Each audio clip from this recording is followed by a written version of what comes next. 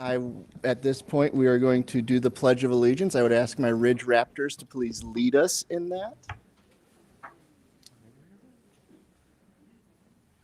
Pledge allegiance to the flag of the United States of America and to the republic for which it stands, one nation, under God, indivisible, with liberty and justice for all.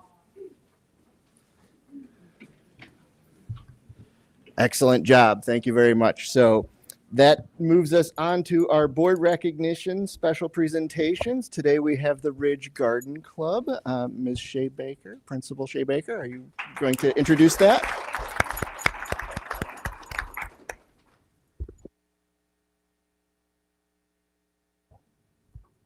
Yes, the light is green. Hello, Dr. Bresnahan and Board of Education members. My name is Michelle Shea Baker and I'm the principal at Ridge Family Center for Learning. We would like to thank you for the opportunity to have our students present to you this evening. There are many amazing clubs available. Oh, I apologize. I thought it was green. There are many amazing clubs available at all of the schools across District 59. And tonight we have chosen to highlight one of the most popular club options we have at Ridge, our Garden Club.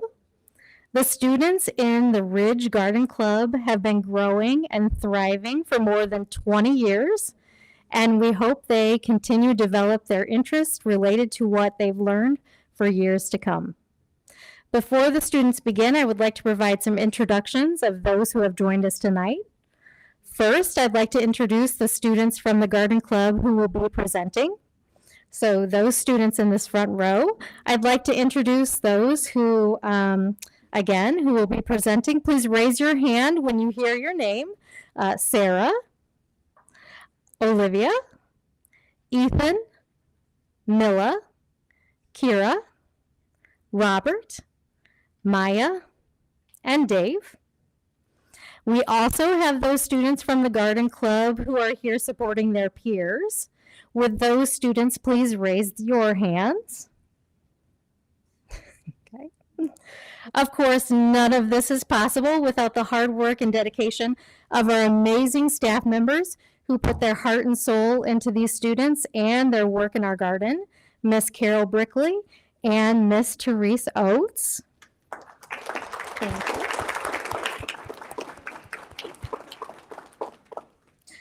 We would also like to thank the families, and we have other amazing Ridge staff members who have joined us tonight in support of those students and in support of their colleagues. So thank you so much.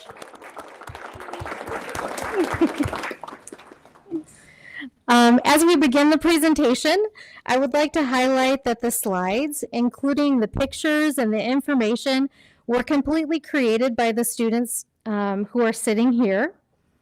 What they are speaking about tonight is solely based on the parts of their experiences in the Garden Club that were of most interest to them. We are incredibly proud of their work in the garden and for the presentation they've put together for you. Hopefully this gives you a flavor of what the Garden Club is about at Ridge.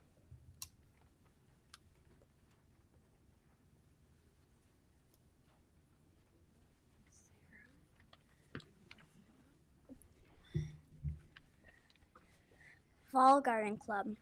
Every week we took a garden walk and harvested the fruits and vegetables. We watered when the soil was dry. We harvested carrots, melons, beans, cucumbers, broccoli, pumpkins, peppers, squash, sunflower seeds, and tomatoes. We had a scavenger hunt. We did taste tests. We learned about the parts of the plant that we eat, and we studied our sunflowers. We saved seeds from our fruits and vegetables to plant in the garden next spring. We planted seeds for the vegetables that will grow in the fall. At the end, we cleaned up the garden for winter. Our Ridge garden is made for everyone and anyone. Our fruits and veggies show teamwork and kindness.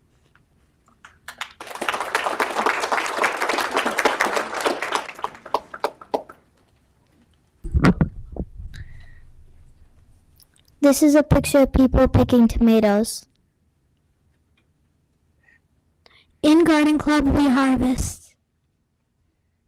We have 2 tomato plants. One of them is bigger than the other one. We observe plants. We have to water plants. We have to water the plants, so we have 4th graders and 5th graders help the other kids. This is a 3rd grader who found a huge green bean.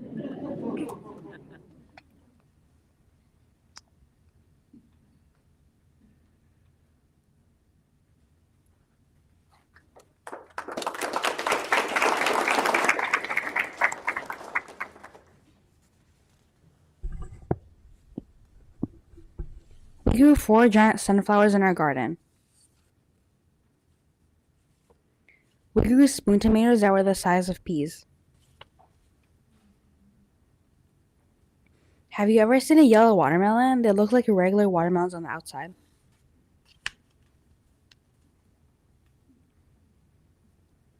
We grew parsley that's commonly used as a garnish. We grew carrots and took home a recipe to make a pesto with the green leaves.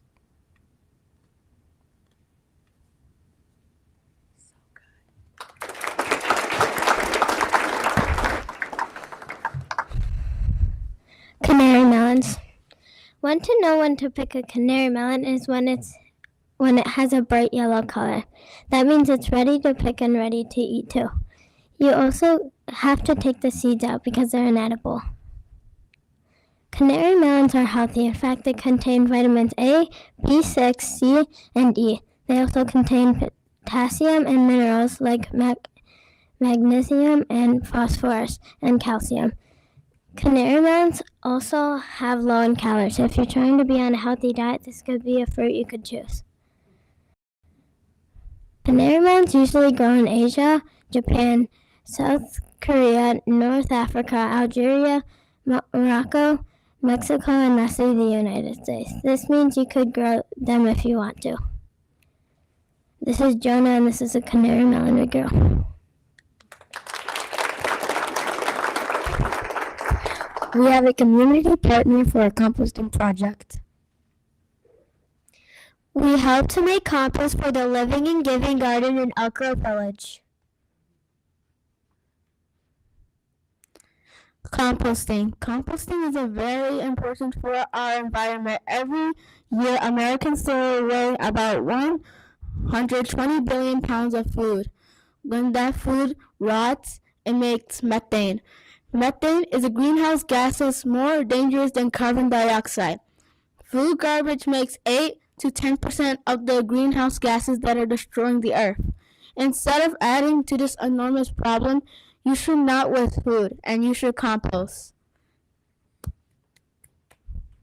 What foods can be composted? The foods that can be composted are fruits and vegetable scraps, coffee grounds with the paper filters, crushed eggshells, and paper tea bags without staples. You should avoid composting odorous foods like onions, garlic, meat, dairy products, greasy foods, bones, and pet waste. At Ridge Family Center for Learning, we only collect fruit and vegetable scraps. You can also compost yard waste.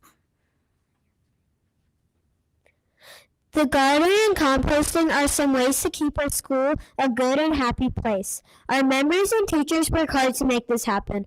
Composting is an awesome way to keep our planet Earth healthy. We hope you think composting should be a thing in every school in District 59.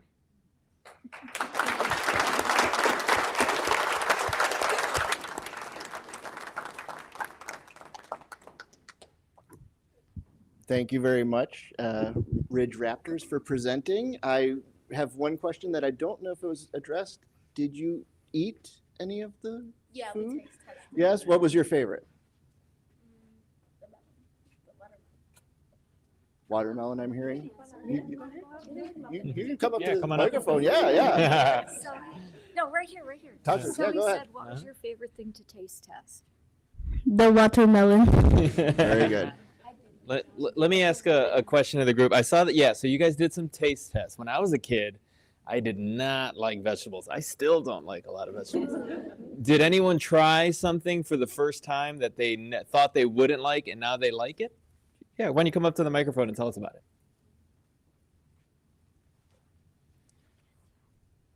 it? Yeah, come on up.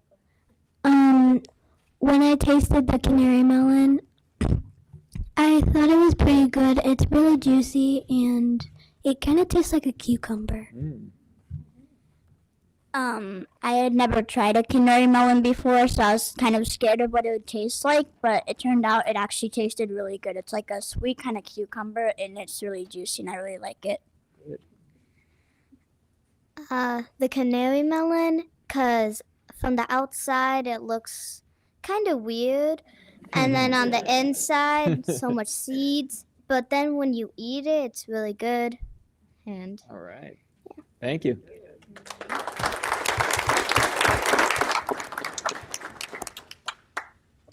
And if I could ask, what is inside these bags we have? we have some tiny spoon tomatoes. And spoon tomatoes are supposed to be this size? They're supposed to be the size of peas.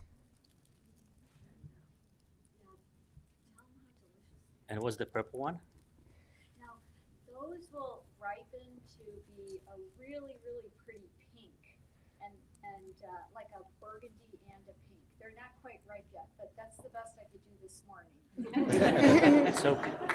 So put them out. All we have left. So we should put them out by the window and let it ripe. Yeah, let those purple green ones ripen up a little bit. They're tomatoes. They're I tried one of them. It's very good. Yeah, those tiny ones, they burst flavor. Isn't it fantastic? Yeah. It's I kind haven't of seen like this popping one. bubbles. Yeah. Popping tomatoes, yes.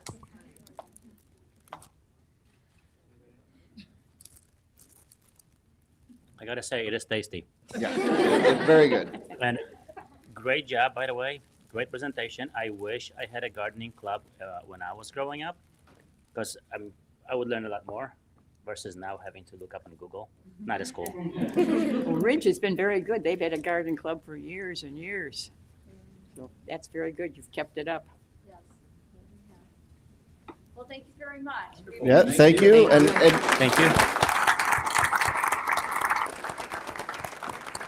if I could ask all our gardeners and other students, their supporting students, to come on up here. We'll get some pictures, and you can have a pin.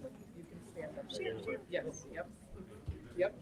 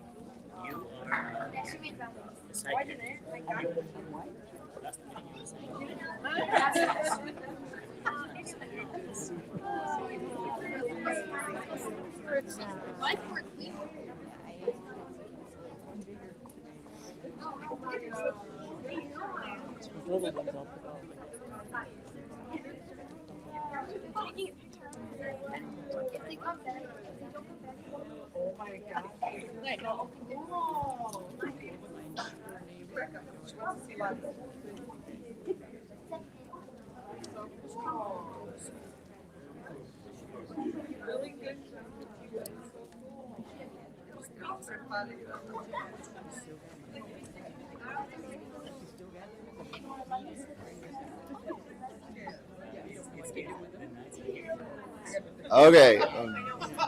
Moving on to item 6, comments and suggestions from the public. If I could get some people, just a heads up, Melissa Redmond is listed first, but while you're coming up here, I'll read my little spiel here. Melissa, you're up first. Just give me a second to read the little thing I read. Yeah. This is the point of the meeting where we welcome public comments. In Illinois, the law says that anyone has the right to speak to public officials like a board of education, but they have to follow the rules that the board has set and made public. To allow the board the time needed to address all agenda items this evening, each speaker will be given 3 minutes to address the board. A board member will serve as timekeeper and will give the speaker notice when there are 30 seconds remaining to allow the speaker time to complete or summarize their thoughts. Please understand the board will not ask or answer questions during public comment. If you have questions or wish to have a response to any item, please submit your comments in writing, and the superintendent will follow up with a response. If you have a written version, you can drop it off with the board secretary as well. So first up. All right. Well, thank you and good evening. I know that we're all here tonight to protect our students and our wonderful staff that live in District 59. And unfortunately, violence in schools is a systemic issue that's going around across our state and across the country. No child or no teacher have fear of going to school that something's going to happen or they have to break up a fight, which is not how schools should be. They should be going to school to learn and become better people. But unfortunately, that's what's going on in our school in our state. And I would hope that 59 would want to become leaders and we start to implement things that are going to really help our district and keep everybody safe, like SROs and discipline and everything else. It's really going to make us, really want other districts to say, hey, let's see what 59 is doing. Let's follow what they're doing. I know I'm tired of hearing my kids coming home at least once a week saying these, incidences are happening, because it's just very upsetting to parents knowing that this is happening and we don't know about it until it comes out into the media, which is very unfortunate that it has to go on the media for parents to know what's going on and wake everybody up. And it would be very helpful, because some people feel like the data is being manipulated. If we could have a chart or something that shows what qualifies as an isolated incident and what qualifies as a threatening incident, I feel sometimes if we have that would be very helpful, because I feel like everything's just labeled as an isolated incident. And I don't know if that's actually true or not. I mean, kids will manipulate things. We know that. We're parents, we're teachers. Kids are not always honest. So I think having that chart saying what interactions need further reprimandations or whatever. Another problem is the lack of discipline. This restorative justice, it's not gonna take, it's not enough. Talking about your feelings, why did you do that? That's ridiculous. I mean, we need to start to have consistent consequences and get to the root of the problem and have consequences that are actually going to fit what these kids do. Because they're not taking us seriously. They're not. I mean, I see with my second graders, they're not taking us seriously. They're laughing at us, thinking a slap on the wrist, I get to come back to school. So I think on top of getting SROs in our buildings, we also need to come up with a discipline plan. Invite community members, parents, teachers, students to develop a plan that's really going to keep our kids safe. So kids know, hey, if I do this, there's a real consequence. And I think that's what's hugely lacking, because they're laughing at us. I mean, oh, what are they going to do? Take me out of school? And then really nothing's happening. 30 seconds. I think that's a big issue that has to happen too, is have a discipline plan and really implement that immediately. And I think that's going to really help. I know as teachers, I think a lot of teachers are leaving and not wanting to enter the profession because of all this discipline issue and lack of discipline. I know it's very frustrating in my districts, so I'm hoping, please, adopt these SROs. Everyone's waiting. The police are waiting. We're ready to go. Please adopt this, and also let's implement a discipline plan for our district. Thank you so much, and have a great night. Thank you.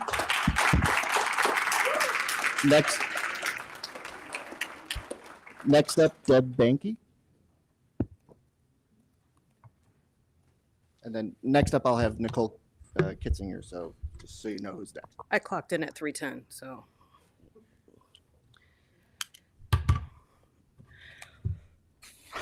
At the August 14th meeting, I spoke in reference to the disappointment of participation during the summer programs and recommended the whole district move to the balanced calendar. Many districts across the country have done so to lessen the gap due to learning loss from the COVID lockdown. The school district in Peoria moved to a modified calendar last year and a balanced calendar for this year. If our community wants change in our schools, we need to affect change. Moving our district to the balanced calendar is a worthy change and does not need to be permanent. The board can elect to have the calendar changed and then stipulate to revisit its effectiveness after 3 years. With the balanced calendar comes intersessions, and 3 courses should be offered those weeks, 1 for math, 1 for reading, 1 for enrichment at all schools. I urge the board to seriously consider this option for the betterment of our students. At a minimum, place Ridge back on the balanced calendar. I surveyed parents and guardians at Ridge across all grade levels. Most of them I had never spoken to before, and everyone I spoke with is in favor of moving back to the balanced calendar. For Ridge specifically, I would like to be added to next month's agenda as an action item with a vote. Many people plan their vacations a year in advance, and waiting until the spring to find out when school days off isn't practical. To the main topic of tonight's meeting, SROs in the junior highs. Yes, absolutely. Our oldest graduated from Grove in 2018 and Elk Grove High School in 2022. We currently have an 8th grader at Grove, a 5th grader that will attend there next year, and a 2nd grader in 4 years. Our family has never had any fears or hesitation sending our children to Grove. That does not mean the fears and concerns of others are unfounded. It's been mentioned that having an SRO in the schools can be triggering to some students. Students are already fearful for having to perform lockdown drills and sheltering in place. Within the first responder community, there's a saying of, it's not if, but when. When will there be a traumatic event in our schools? Let's give our students, our children, an actual internal visible support by placing SROs in all of our junior highs. I've discussed at length with my children their thoughts and opinions on having an SRO at Grove. They are 100% for it. In addition to an SRO, security personnel should be added in place in all the junior highs. Elk Grove High School has an SRO and about 8 to 10 security guards. Look into what District 214 is doing and do it on a smaller scale to fit the needs of each of our junior highs. My suggestion is 2 security personnel working in conjunction with the SRO and a 3rd to cover after-school activities. Metal detectors have been mentioned elsewhere, and I don't feel that is a feasible option. One last thing. Redistrict the boundary lines for all schools. Overcrowding is a big factor for many of the issues some of our schools are facing. The maps are already done and could use some minor tweaking, but the data and slides are available and were presented during the Equity Task Force meetings last year. Again, if the community wants change, these are the things to implement to get our students where they need to be. Make these decisions with an open mind and with haste. The longer the board and admin drag this out, the longer the board and admin drag this out, the longer our children suffer. If you have a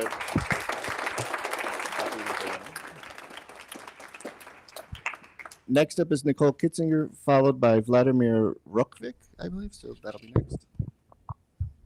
Hi, I am Nicole Kitzinger, Ridge parent. Yay, Ridge! That was a really great, awesome presentation.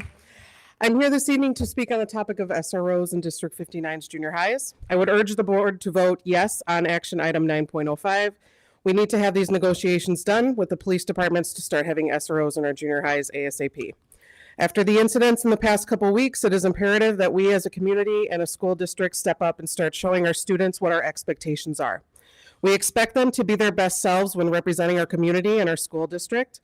We expect them to understand and know that there will be consequences for bad decisions and actions, and that is the real world. Protecting them from consequences now is doing anything but giving them a false sense of reality. Allowing a student to disrespect authority, and I'm not just talking law enforcement, or teachers, parents, adults, anybody else, their peers, whatever, it's unacceptable. From refusing to put their phone away in a classroom when it's time to be engaged, to learn, to fighting in the hallways and using drugs in school like vapes, we all know they're doing it, to bringing a weapon to school or making a hit list and everything in between, maybe an SRO in the school could be an answer. We all know the cons of SROs and the stories of bad cops because we've heard it all from you and many others. But the situations are not always that way. It could be a positive. After hearing from our local law enforcement at the last board meeting and attending a football game at EGHS, where I saw the SROs and law enforcement all saying hi to kids and giving them high fives and taking selfies, I can see the benefits of having SROs in our junior highs. This will give our kids the opportunity to see what a good law enforcement officer looks like and to possibly grow a trusting relationship with law enforcement. That could be a good thing.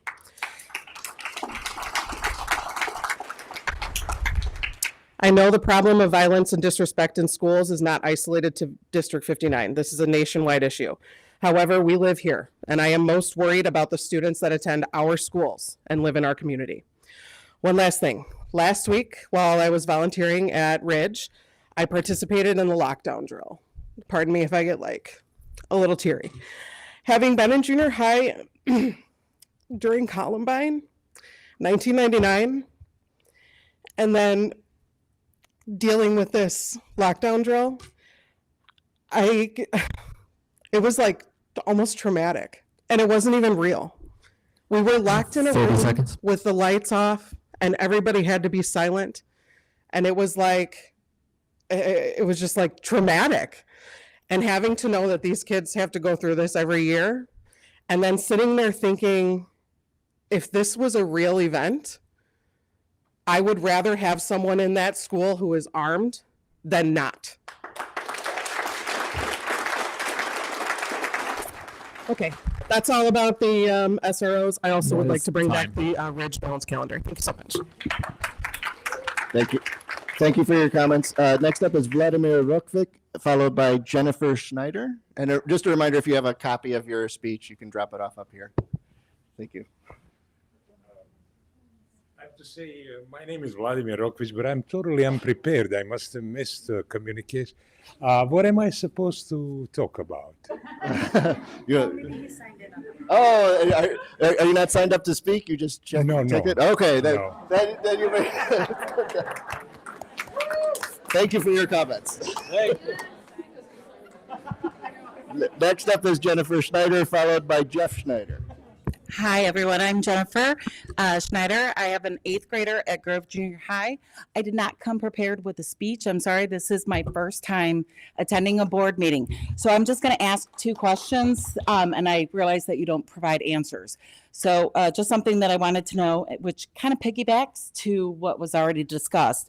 But what disciplinary action is taken with students who fight, bully, threaten other students? And my other question is what is the district doing to help teach the students on the repercussions of their actions? Is there anything with like a possible assembly, social classes for the angry students, anger management classes for these students? Anything to interact with these students to get them on the right page and respect the teachers? And I am in favor of the SRO. Oh, thank you. Thank you. Okay, so next up, Jeff Schneider, followed by Pat D'Andrea, I think. Hello, Jeff Snyder. I'm 59 alumni, Mark Hopkins, Salt Creek, and Thomas Lively Junior High that sat on this site. I wish you would have built a new state-of-the-art junior high here instead of this castle, but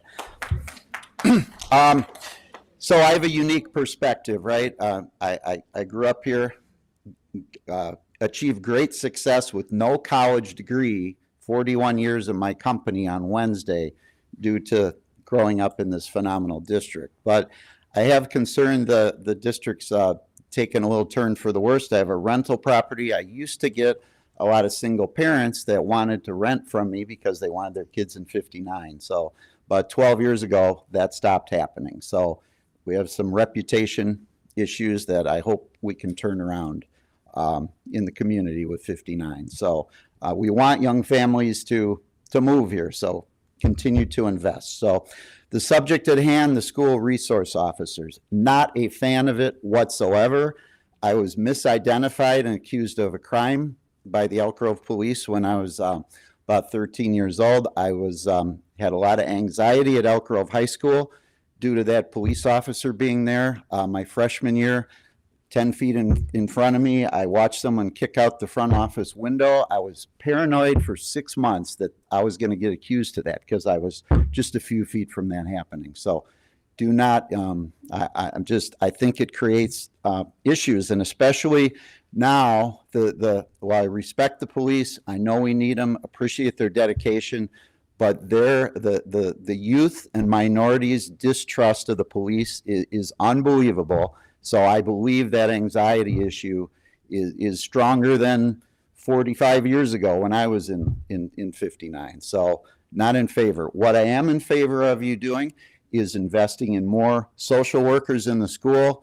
I think back to Michelle Harden, the guidance counselor here at Thomas Lively, when kids got in a fight, which was almost a weekly occurrence at Lively Junior High in the 70s.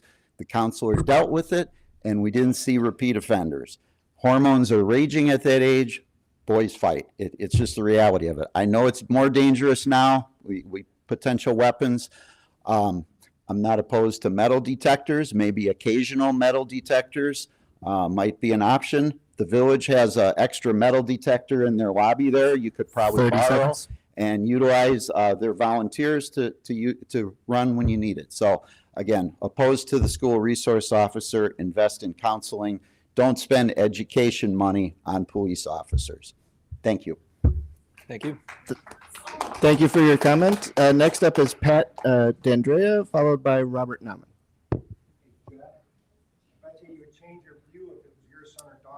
Folks. No, we're not going to.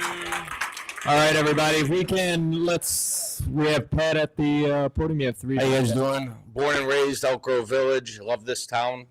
3 kids. I want an SRO in the school. I'm not going to lie. I'm not pointing at everybody up here. I know we got some new faces. This board has let us down before during COVID. I do not want to be let down. No one in this room should have their kid go home hurt or, God forbid, something worse. We want our kids to come home safe. That's why this is our chance to take youth and diversity and talk about that. Guess what? Police officers are good. They're just bad. There are bad people out there. There's good people on this board. I'm sure there's some bad maybe. I don't know. There's good and there's bad in this world. Anxiety, these things that these kids feel, it's different than when we were younger. It's just something we can't touch on, but something that's important to me is this. My kids come home. I send them to that school to get an education and to come home safe. Please don't let me down by my kids not coming home one day. There's too many situations. Sandy Hook, Uvalde. I want someone in that school to protect my children when the time comes. I don't want to wait 45 minutes. And dare I say in 2023, we swallow our feelings and we just do what's right.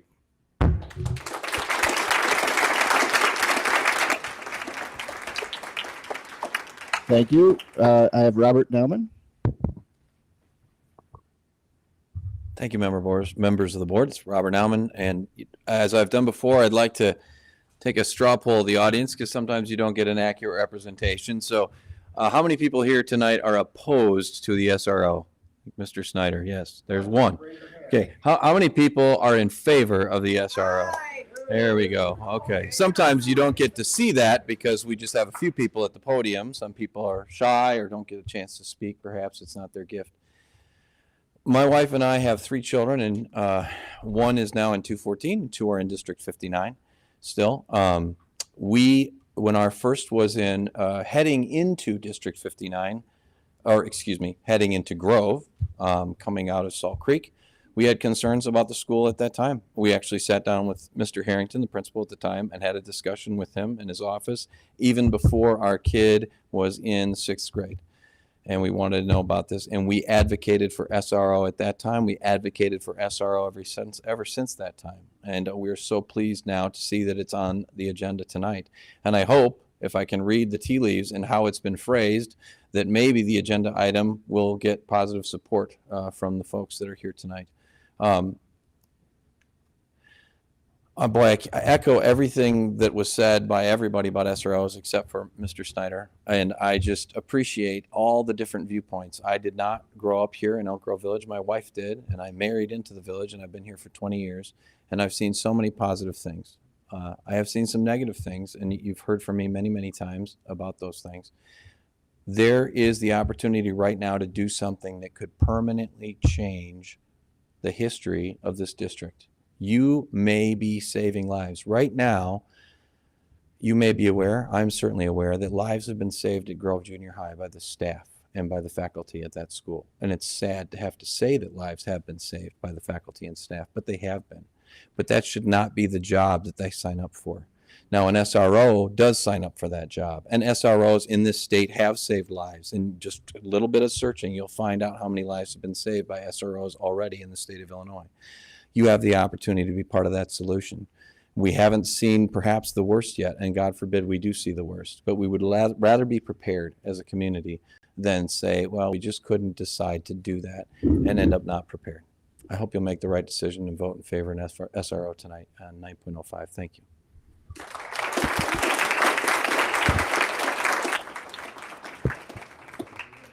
Thank you very much. That was everyone who was signed up to comment. Was that on the sign-up sheet out there or through a form? It was out in the front room. Sorry, I'm late to the party, but I think there's one perspective that we haven't heard this evening, and it's from a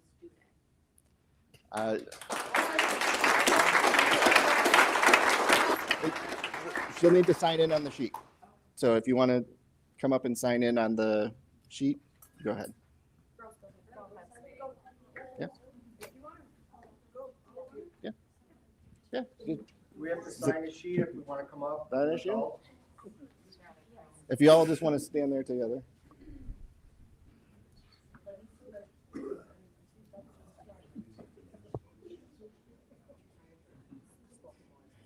We have to sign a sheet. I didn't realize it was for the talk or. Yeah, there's a sign-up sheet to speak, and then there's a sign-in sheet just to be here. Okay.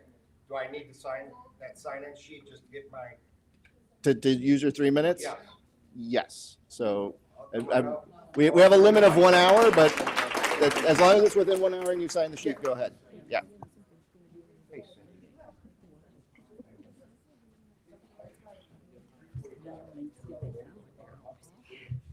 Hi. Go ahead. He'll warn you when you run out of time. But Okay. just- My name's Eden Myland. I'm an 8th grader at Grove. My brother and sister are here today, and Pull your microphone I don't feel safe at Grove most of the time because of all the fighting and stuff going on there. And all of my peers, they all are really mad at each other most of the time, and I feel like an SRO will really help us fix that problem. Because my friend group here, we all try to keep up with our grades and everything, but the kids who don't, they get into fights and they get into conflicts, and nobody knows how to fix that. I believe that an SRO, a police officer, will help us be nicer to each other, nicer to the teachers, and the teachers should not have to be breaking up fights. They're there to teach and not to break up fights and all the conflicts and all the drugs and all the violence that happens every single day. My brother and sister, they should not have to be scared for their lives at school. It's a place to learn, not a place to fight, not a place to get scared. It's a place to learn about math, science, reading, writing, not to be scared. Thank you. Thank you very much.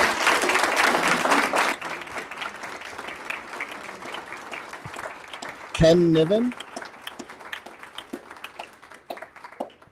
Tough act to follow. Very brave. Good job. Ken Niven, like Jeff, I was I was raised here since 5th grade. 6-7 years ago, my kids we back up to Hattendorf, pulling in the car. I see a kid running out to the little phone booth with a gun, putting it in there. I didn't know if it was real or what. It was a pellet gun, but he planned on taking that to Grove Junior High the next day. So, Mrs. Garza, where are you? When my boys were with Mrs. Garza, I had to give them that talk. If a kid comes to school with a gun at Ridge, you hide. You don't protect your brother. Identical twins, that's their telepathy, protect each other. So then when they were at Ridge or at Grove, they got bullied. The kid went out with a bike chain and came back after my boys. Principal Harrington took the bike rack from the side of the school, put it in the front of the school. He said, my hands are tied. That's the best we can do. So what is it going to take for somebody to stand up and say, we need these officers in Grove before somebody gets hurt? My kids are going to be graduating high school, but there's enough other kids trying to move into this neighborhood and community to look at the scores on 59. We're not doing too good. Now what are we going to have? An accidental shooting? Somebody got beat up and got hurt? It's not what we came out here to Elk Grove for 30, 40, 50 years ago. We got to start thinking positive, folks. If it was your son or daughter walking through that school, it's not Mrs. Garza's job to break up fights every day. Sorry for picking you out. But it's not the teacher's job. Teachers are there, they protect them like they're their own son and daughter. We need to start thinking what's best. And if nothing else, redo the damn boundaries. Elk Grove kids, Elk Grove schools. Des Plaines, Trailer Park, put them back to Maine West. Put them back to Des Plaines and see what they think. What? You're staring. I like it. Why do my tax dollars have to keep going for people that don't even live in the damn village? Segregation isn't the key. But it sure helps. For 40 years, we've been fighting overcrowding at Grove Junior High. We can redo the boundaries. Okay. All right, Okay, thank you. are we all, Comments are thank you. over. My time up, Cindy? You have 37 seconds. I'm good. All right. All right, thank you.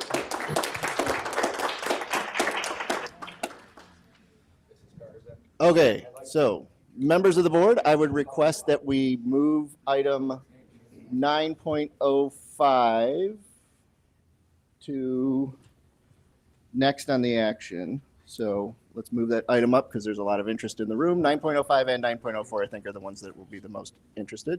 If I see no objections to that, I would like to make that motion if I can. So, Ms. Espino, do you have the motion? Yeah. No, I just want to make sure she's got the motion for the vote. That particular motion. Okay, so the suggestion motion is I move the Board of Education of CCSD59 authorize the district administration to develop SRO agreements with Des Plaines, Elk Grove Village, and Mount Prospect for the board to approve. Can I get a second on that? Second. Thank you. So I just want to, before we go into and vote on this, I just want to be clear, there's a two-step process here. We approve the program, which we had discussed previously. An agreement will need to be made with each of the individual municipalities. Lawyers do their thing to make those things happen. And then once those agreements are passed between each municipality and the district, the program can be put into effect. There's some administrative stuff to do, so it would take a little bit of time. Do you want to say more on the timeline? Sure. So we currently have an intergovernmental agreement drafted and approved by our attorneys as well as the Village of Elk Grove's attorney. So we have that ready to be acted on. I need to share it with the board for your review, and then we plan on putting it on the agenda on October 23rd as a special action item since it's a committee of the whole. But we would put it on there for October 23rd with an anticipated start date of October 30th. All right, thank you. And I just want to, so now we're going to have a discussion about it. I just want to start off that discussion by saying I support SROs in the junior high. The schools, and I'll give 4 reasons for that because I want to be clear why I'm voting for it. The schools should both feel safe and be safe. And an officer on site offers an additional layer of both, that feeling of safety and actual safety. As a parent whose kid goes every day to one of our junior highs, that comforts me. And that feeling of safety has value to it. The goals of the program I thought were best explained by the SROs themselves. When we met with them, when we had a chance for them to explain, their goals are not to criminalize children. Their goals are not to arrest or ticket children. Their goals are to divert children who are heading down a bad path. So our goals are not to over-police our schools, but to offer moments of mentorship and education. What are the consequences if you keep going this way? That sort of thing. My third point, the program will boost communication between the district student support teams and police departments. More and more frequently, the issues we are seeing in our schools begin outside our schools. And then they come in. Students are arguing outside and they get their first chance to see each other when they get into our school. The poor administrators and teachers didn't know that was going on and something happens. So this program will let the district communicate better with the police departments communicate better with our support staff and let us know something happened with so-and-so's family. They're going through a tough time. Get some more help to that student before it becomes a behavior issue. And I also want to say, fourthly, I've seen the positive behaviors or the positive interactions that students have with SROs. I am the board's representative for NSSEO. The Timber Ridge School there has an SRO. And I have seen at graduations, those students get a chance to interact with that SRO, and for them and their families to see them as a helpful adult, someone they can turn to in a situation. And I think we do need to acknowledge there are some people where students will have anxiety about this, but that's part of the goal of a program like this, is to give students a chance to have a positive interaction with a police officer. Give them a chance to have that moment when things are calm to become a trusted adult. And so that's why I'm in favor of it, and I'll extend it to the board to. Can I just, Ladies first.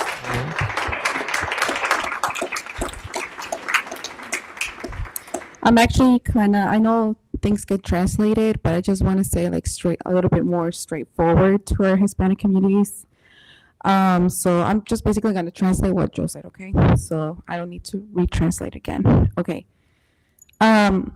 Este nuevo sistema que vamos a implementar en nuestras escuelas secundarias es no es para que los niños ni las familias se sientan con miedo, ¿verdad? Esto es de hecho para que sea todo lo contrario, para que los estudiantes y las familias sientan con más seguridad. En gran caso de que llegue a suceder un evento más peligroso, ya que alguien llegue a entrar con un arma, aparte de un estudiante, un adulto que llegue con intenciones malintencionadas en nuestras escuelas, el oficial ya va a estar allí.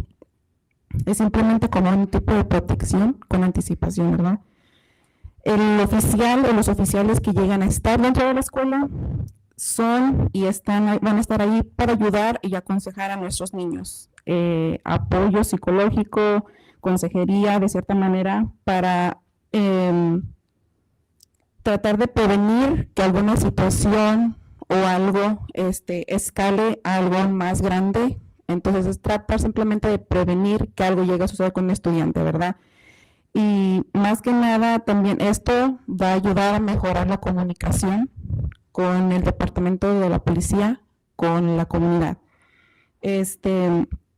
Nosotros esperemos que esto ayude a mejorar la relación entre los estudiantes, las familias, con el departamento de la policía. ¿Por qué? Porque nosotros sabemos, y yo como hispana, como mexicana, tenemos ese temor con la policía, ya que por lo mismo de ciertas cosas, bueno, no quiero decir unas cosas que no deben de ser, pero siempre crecemos con ese miedo de la policía y no debe de ser así. No tan solo las familias hispanas, sino las demás familias, todo en general, todos los estudiantes, nosotros todos aquí en el comité, en el distrito, toda la gente de la administración, queremos que nuestros estudiantes y nuestras familias se sientan seguras en nuestras casas, en nuestras escuelas, en nuestra comunidad, en la calle, lo que sea. Simplemente es eso, simplemente les digo de corazón abierto, representando a toda la comunidad hispana, que no tengan miedo. Cualquier incidente que vaya a pasar, se pueden dirigir directamente con nuestro superintendente o pueden mandarnos mensajes a nosotros, un texto, nos pueden enviar un correo electrónico. Estamos aquí para ayudarlos. No todos hablan español, pero estamos dispuestos a guiarlos con la persona adecuada. Nosotros no podemos responder, pero hay gente en el distrito que les puede responder y les podemos ver cualquier cosa. I was just saying that even though you guys don't speak Spanish or don't write in Spanish, they're still able to text you or email you, and we will just guide them to the correct person. Gracias. Mardell, go ahead. I'd just like to clarify that a school resource officer works from the police department, but they are not policemen. So just so that everybody's aware of that. They actually will keep control and so forth, but they're not in a police uniform. They're in a uniform all their own. They do wear a sort of softer They wear polo a uniform shirt. that's of their own, but But they are police officers, and their goals are just different from when they're out on the street. From what I was told by the police officer, and they're not police officers, but they are. Well, when they're in the school, they're not police officers. They have different goals from being out on the street versus being in there. Both correct. But I do think that they will definitely be of a help. So I wanted to just also have a couple of points. I completely agree 100%. I am for SROs. And thank you. 100% I am for SROs. I do believe very strongly that safety, the feeling of security while being at school is one of the key foundations for kids to be able to focus on studying. And that is the reason why we do need SROs. I am a parent. There's quite a few of us here on the board this time around. And I guarantee all of us, when we're thinking about our districts, we think about all the kids, just like our kids being in school. We want them to be safe, and that's why we're looking at this. And I'll say I'm going to use this word holistically. And holistically does not mean only SROs. It means we're looking at everything, other options. Basically asking ourselves, okay, we've done this. What else can we do? How else can we help the kids? Because it is, for me, that's critical. The kids that are going to school, they need to be able to feel safe. One of those things. I was very happy with the presentation last month. And if anyone has any concerns, there is a recording. I highly recommend it on YouTube. Go ahead, take a look. The officers that were speaking, they put my mind at ease for any doubts that I might have had. I'm not saying I had any, but anything that I played devil's advocate in my mind, I mean, they answered every single question very well. Last but not least, it will improve communication, and I'm actually suggesting we need to build some sort of a bridge to help us even more with the communication, not just SRO school officers, but even the community and the board. I think the SROs could come in with a new perspective, tell us coming in and say, hey, this is how it's going. This is how I see things. It's not just, oh, we see this many incidents, but just their point of view, their suggestions, their observations. Maybe they'll have some other ideas on what else can we do to make our kids feel safer at schools. Mm-hmm. I just want to express my gratitude to the community for putting their 2 cents in on this one. I actually heard excellent points across the gamut on this one. However, I will say that most of the current parents, and I want to echo what Lucas said here, most of our board are current parents of students in 59. Most of the parents that I have heard from are interested in the extra layer of security that an SRO can provide and the mentorship opportunities that an SRO can provide. So that will weigh very heavily on my decision tonight. I wanted to also, just business-wise, are we going to expand security committee maybe to have teachers and building admin who are working directly with the SROs to kind of like update us on progress if we decide to do this tonight? Our current safety committee and our threat assessment committee both have administrators and teachers represented on both of those committees. And are they from the middle schools? Yes. Okay. Yes. And then, so you have building admin from all 3 middle schools? We have representatives from all 3. Okay.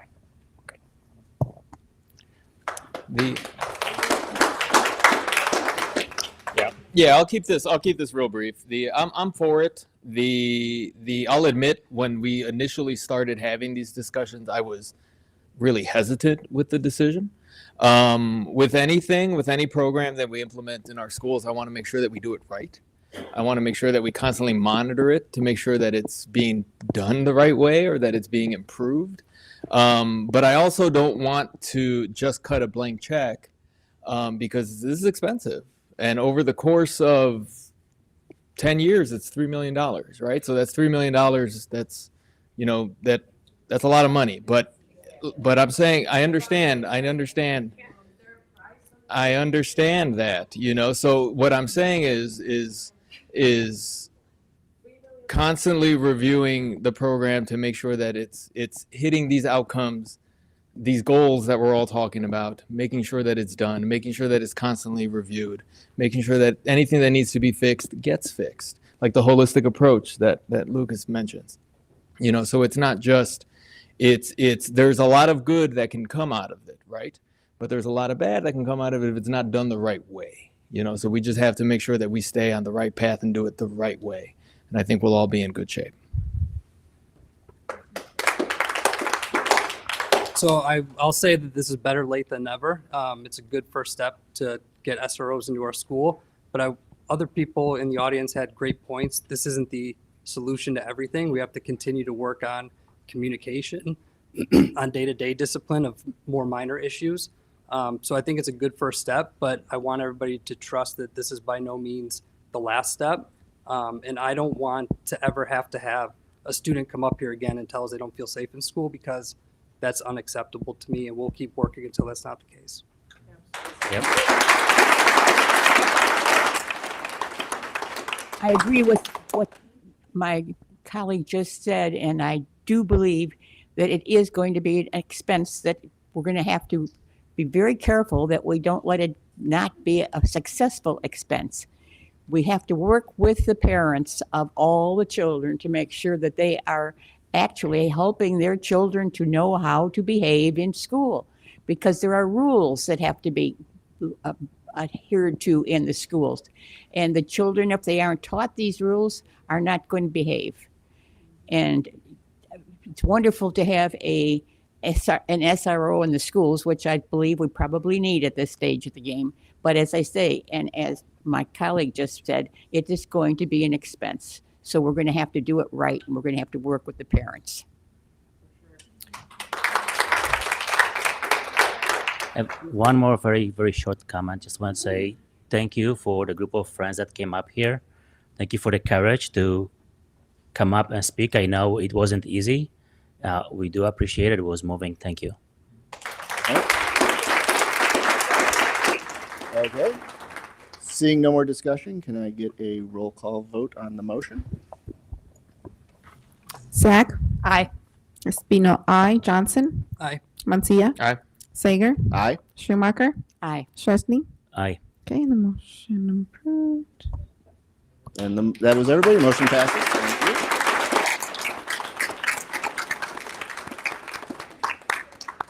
Okay, while we have a big audience, I would also like us to do 9.04, which is the resolution authorizing us to join into the mass social media litigation. And I think I'll say my piece after we do our motion here. So I can read. Robert, do you want to do it or should I? Oh, thanks. All right. Okay, so now, therefore, be it resolved by the Board of Education of Community Consolidated District Number 59, Cook County, Illinois, as follows. 1, the board finds that all of the recitals contained above are true and correct, and that the same are hereby incorporated herein by reference. 2, the board authorizes the filing of a lawsuit against Meta Platforms, Inc., Facebook Holdings, LLC, Snap, Inc., TikTok, Inc., Alphabet, Inc., and other parties consistent with the recitals set forth above. 3, the contract is hereby approved in substantially the form reviewed by the board and attached as Exhibit A, together with such minor modifications as are deemed necessary by the board's attorneys and administrators to protect the best interests of the district. 4, the president and secretary are hereby authorized to sign and enter into the contract on behalf of the district. 5, this resolution shall be in full force and effect upon its adoption. We'll get to that next. So this is about there are many school districts across the nation. Or can I get a second? I'll second. Lucas. Lucas seconded. Tie goes to Lucas. So there are many districts across the country that are suing social media platforms, in essence saying a lot of the problems we are seeing outside our schools are coming from those platforms. And they are not doing a good job controlling their part in it, their algorithms, their parental controls, that sort of thing. There is the potential for monetary return to the district, but I think all the districts that other people I've spoken to in the school board world, we're more about getting change in some form. And so if there's more discussion than that, I support it, but let's hear from my I'm going to reiterate a comment I made earlier, and just to kind of give a little highlight too, there's 335 districts, school districts that are part of this lawsuit. So it's a large lawsuit around the country. But, one of the comments I was making earlier of I can't imagine how hard it is to be a student today with social media, because, I had made the comment of your day doesn't end when the school bell rings, right? You go home and you're constantly getting feedback from other friends or other people that aren't your friends or comments, and it impacts you at night. It impacts us even when we get a bad tweet or a bad Facebook post that's not, we're adults, right? So kids have so much to deal with anyway, and now you add this other factor on top of it that we didn't have to deal with as kids, So it's kind of those impacts and how those impacts bleed into everything else that we're talking about tonight, right? So hopefully this is one way to kind of curb it, one way to kind of address it as best as we can. There's only so much that a school district can do or a school board can do, especially with what students do on their social media outside of the classroom, right? But it's a step.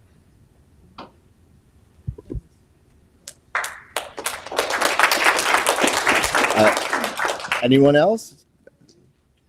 I think we're going to have to all work very hard to make sure that this works because it's not, you can't snap your fingers and it's going to work just because we have an SRO. The SROs to me are like the emergency after what Right. happens in the And- schools and- can't be handled by the principals and assistant principals and teachers. Thank you, Mardell. Right. And this is about now the social media litigation. So Well, the okay, social but media it's all side part of of the things is same. all part of it tied together. Any other comments on the social media litigation? Then let's go to a roll call. Okay, Espino, aye. Johnson? Aye. Mancia? Aye. Sager? Aye. Schumacher? Aye. Chesney? Aye. And Zach? Aye. Okay, the motion passes. All right, thank you, everyone. So do I have to read adopted this day, whatever? No? Okay. Then next up, we're going to go back to our regular order, and we'll go to 7.0, the superintendent report, starting with 7.01 FOIA requests. District 59 has responded to 6 FOIA requests since the last report to the Board of Education. Thank you. And now for some very exciting results, benchmark data from fall. If I could just interrupt for 1 second before I know we have some Grove staff here and I just want to acknowledge them. I really appreciated the public comment tonight in support of our staff and our administration who really works every single day to ensure that we have a safe school environment, and we can't do it alone. I think that the SROs as another layer of that team is going to be a benefit to us all.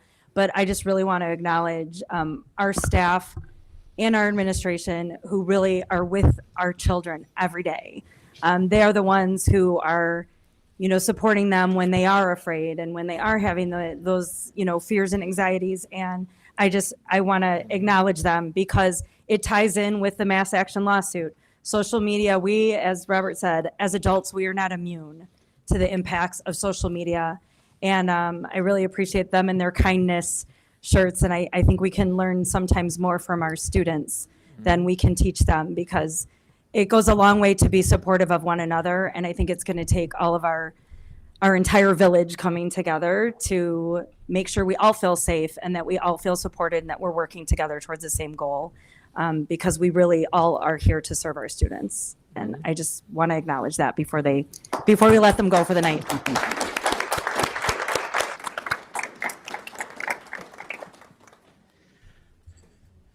Okay, well, I'm excited to be here tonight and share our fall benchmarking results. If I did the math correctly, this will be our 7th. We've gotten very consistent in sharing this information the last few years and excited to be here and share info tonight.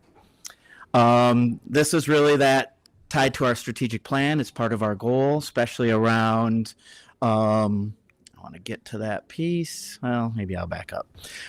There it is. Tied to our goal, our KPI goal of 80% of our students being supported by Tier 1 instruction.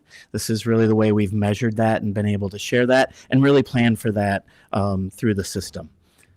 So with that, I'm going a little fast. All right, Ben. I'm out of control here, going the wrong way. All right, I got it.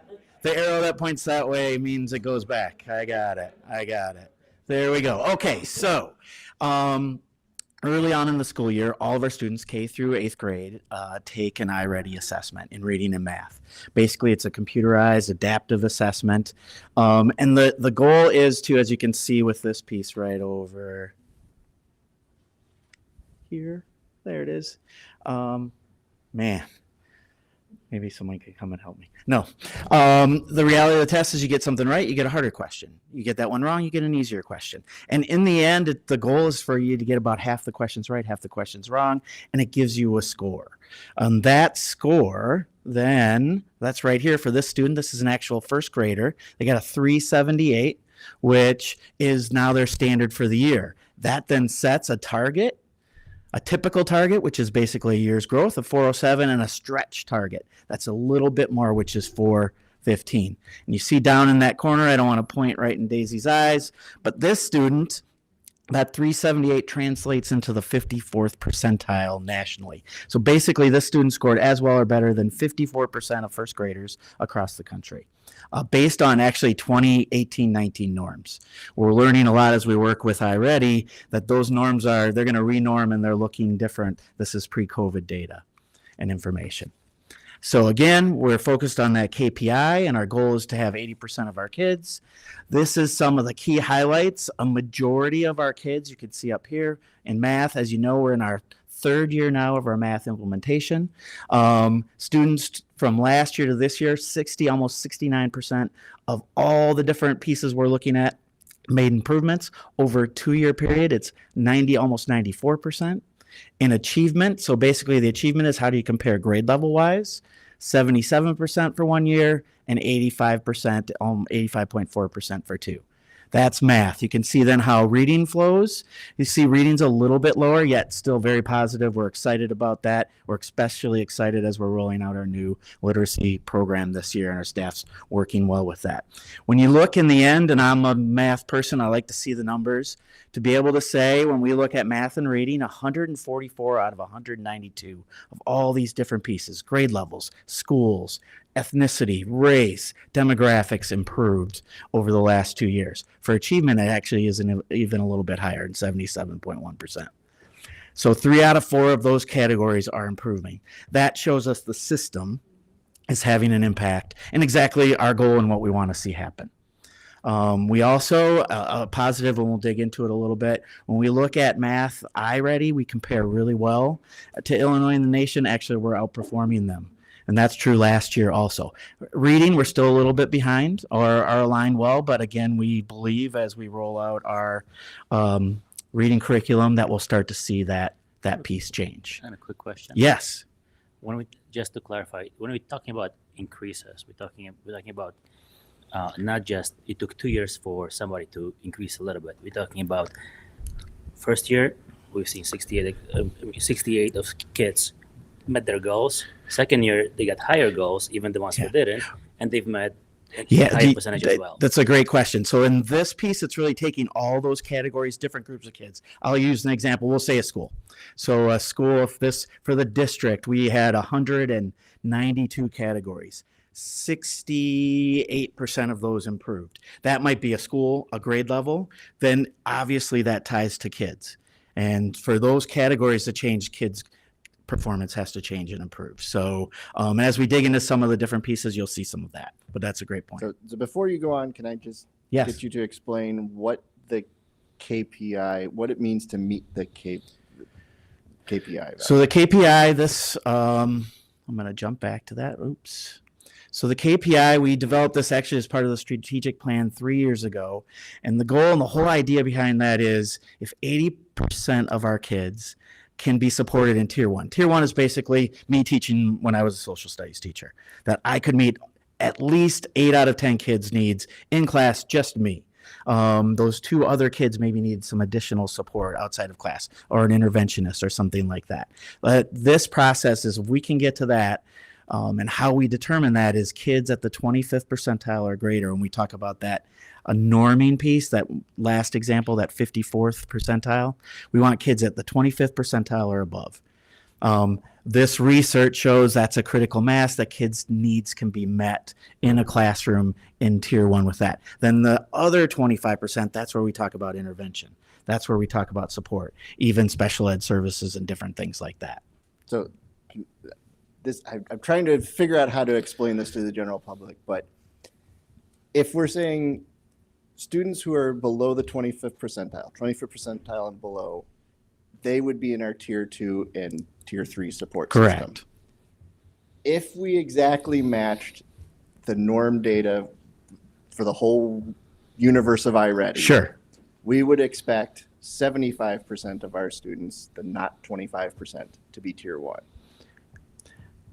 Yes, it's hard to explain that and And our help people goal- understand when we talk about 80%. Our goal is to be better than that. Our goal is to be better than that. And we believe then we can meet the needs of kids in class. And then when you have 25% or less, the groups are small enough that you can support them. So if that's at 50%, so let's say we're in a school of 400 and 200 kids need extra support, that's very difficult. If I have a class of 20 and 10 need extra support from me every day in class, that's difficult. If it's, again, 360 kids and there are 40 left over that we're working with and intensifying support, that looks very different across the system. Does that work? All right. So let's jump into the data. A few other things we just highlights, but let's look at the numbers. So this is our overall tier 1. A fortunate piece, because we've been doing this over a few years and been working with iReady, we can look at 3 years of data. So you can see in the fall, 2 years ago, we were at 60.3%. We're in that 80% range. Last year, 65. This year, 67.1. So when we look at a 1 year increase, 1.9%, a 2 year increase, 6.8%. What, from my perspective, I really want to highlight is this 3% reduction over here. So we had 18.5% were tier 3 2 years ago. Now we're at 15.5. So the reality of that system's meeting the needs of kids. We're getting more kids into the green, tier 1, less kids needing that tier 3 or tier 2 support, and the system continues to move. Even though we know we're probably, I think this year we have 900 new students into the system. Kids leave, kids come. We have almost 1,000 new kids in the system. The system's still moving forward. So if I can put that number in perspective, going from 60.3% to 67.1% tier 1.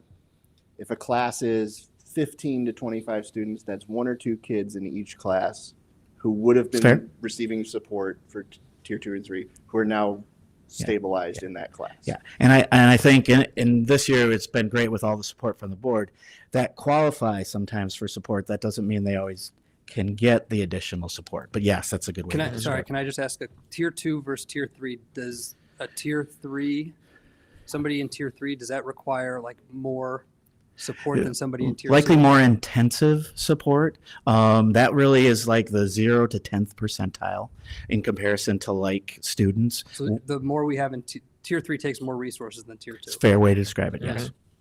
When did we roll? Can we go back? Yep. When did we roll out the new math? This is year 3, so it's the fall of 21. 2021 is when that's 22. rolled out. Yes. So then just to illustrate Joe's comment then, the goal is 80%. So each one, the tier 1s, each one, that's the end goal. That's the high goal that we set for ourselves. Well, we want it to be 100, but Right, we right. believe, Yeah. yes, that if Yeah. we can get to 80%, that's the target the board set 3 years ago. And fall 2021, so like the year, fall 2021, the kids were back in school, right? Yes. Yeah, they were all back in school. COVID's over. First kind of normal school year, 60.3. Okay, good. So then there's that. We see that improvement. This is K through 8 math. Yes. Now we're at 67.1. Hopefully the trend continues to go up as we continue with the new math program. Yep. Okay. So following up on the goal question or comment, by what's our target to achieve that goal? By when? By the end of the strategic plan, which means we have 3 years to go. This is year 3, so next year and the year after that. That was our ultimate target set by the board. So this then breaks that data down into grade levels. So you can see how that flows from 1 year to the next to the different grade levels. Of course, some stand out more than others. We like to see, to me, honestly, 5th grade is like the perfect, 3 years ago it's 52.2%, last year 63.2, and just really ladders up nicely, as most of the grade levels do for math. Some not as much, are a little up, a little down. We see those different pieces. Second grade, that's a group of students we've actually even worked with iReady, and they're telling us this group of second graders who were not COVID, as we, it's kind of the post-COVID piece, that aren't performing where they would expect, but they're seeing that even across the nation. I know it's hard, but when we look at junior highs, like when we look at grade 7 and grade 8, yes, one, we have a drop, one, we have a significant bounce. Yeah. So how do we kind of reconcile this? So some assumptions, because one thing with this piece, the next slide will be a little different. It's different kids each year. One reason we report this way is because this is about the system. If the system is working, the grade levels should improve every year. So you see a bounce like that. Where were they in 6th grade? We'd want to compare to that piece and see if other significant things occurred. I think we've seen a lot of intervention at our intermediate and junior high level. Our junior high has moved forward with the WIN programs, and really we're supporting kids, especially in math. So you start to see those impacts, but not in 7th grade. So that's an area we need to study further and look at further. When we look at this slide, this really takes the student groups and looks at them over time. Now it's called a cohort. It's not a true cohort in the sense of it's the same 100 kids, because we know we have kids come in and out every year. I'll use an example really quick. K2, in 2021, there were 530 kindergartners. Of those 530, there are 422 left. But second grade has an enrollment of 590. So you can see the impact of that, yet at the same time, you see how the system plays out. Where 4th graders, it ladders up quite nicely in most of them. That 7th grade piece, you can see how that plays out. Where last year at 6th graders, they did a little better as a group. So this is our schools. You can see our schools are in very different places across the board, although most, especially in math, have shown some nice growth. Some of the things, and I should have mentioned it in the earlier slides, one thing we're seeing impacting our schools, we don't want to make excuses or say we don't have high expectations for all kids, but newcomers, this area really is a newcomer focus. A recent, on our testing this year, we had over 390 newcomers. That means they're in their 1st or 2nd year in the country. And some of our schools have higher enrollments of newcomers, like Brentwood, or Forest View, or Friendship, that we do think is having some impact on results. But in the end, most of the results either maintained or improved across the board. Is there a way to do the same data comparison, excluding newcomers? We can do that piece. And actually, I do have some of that data I can share with the board. I think we saw as a district in math about a 3% difference. When newcomers the data is not included, but we'll absolutely send that out. It would make sense, because if you have a newcomer, especially someone who doesn't speak English, it skews the results and has no reflection really of that student. Yeah, it's a little not as impactful in math, but definitely even more in reading. Yes, it's a great point. You're right. And you know what? Our schools do great and really support our kids, and we don't want to put a target, but it's also a reality of what's impacting our results. Then we look at race and ethnicity, and you can see how that shakes out across the different groups. A highlight here is, as you know, and we've talked a lot about the achievement gaps between different groups of where you fall. Although many of the groups have shown some nice improvement over the last few years. Our speculation with the Asian group dropping a little bit is that about 30%, a little more than 30% of our newcomers are identified as Asian. There is some very nice improvement across some of the Yes. It's phenomenal. Yes, you really see some nice growth. I mean, if our Hispanic group from 41 to 52, even our non-Hispanic group jumping from 70. Once you get into those upper 70s, it's hard to grow into that. But that we have groups meeting that, you're absolutely right. And this slide is the perfect slide for me, because really this takes all of our kids. Every kid is represented here one way or the other. You're free and reduced lunch or you're not. you're multilingual or you're not, you're IEP or you're not, you're male or you're female. And really every single one of these is showing laddering up growth. And in some cases, close to double-digit increases from 2 years ago. To hit on, when we look at former multilingual, I remember the last time we talked about this question came up with Yes. former multilinguals. We looked at that number, 90.6. Yes. And I remember even when I was when I was a incoming kindergarten parent in the district, signing my son up for dual language, that was kind of one of the selling points for the dual language program of the way these kids learn in 2 languages, you know what I mean? And just kind of the benefits of that. Sure. And you can kind of see that with those numbers there. Yeah, so those students, you could see that number is a little lower. It's, 600 kids or so, but kids who at one time were multilingual and now have passed the access and reached a proficiency score so that they're no longer qualified as a multilingual learner. And to me, the gap I always call out is the free and reduced versus non-free and reduced. And it indicates where we need more resources. Especially in a district where we're about 65% low income. Okay, so let's move on to reading. So basically same type of slides. You can see where we were 2 years ago. We had just a slight increase in reading, but over time we did increase by 2.8% from 2 years ago. Something we're keeping an eye on. You can see the tier 3. It's the opposite. We're seeing a little growth over there. We do think some of that's impacted by our newcomers, especially in reading. But with a new reading program and a lot of supports and intervention in place, we'll be very interested in our winter results.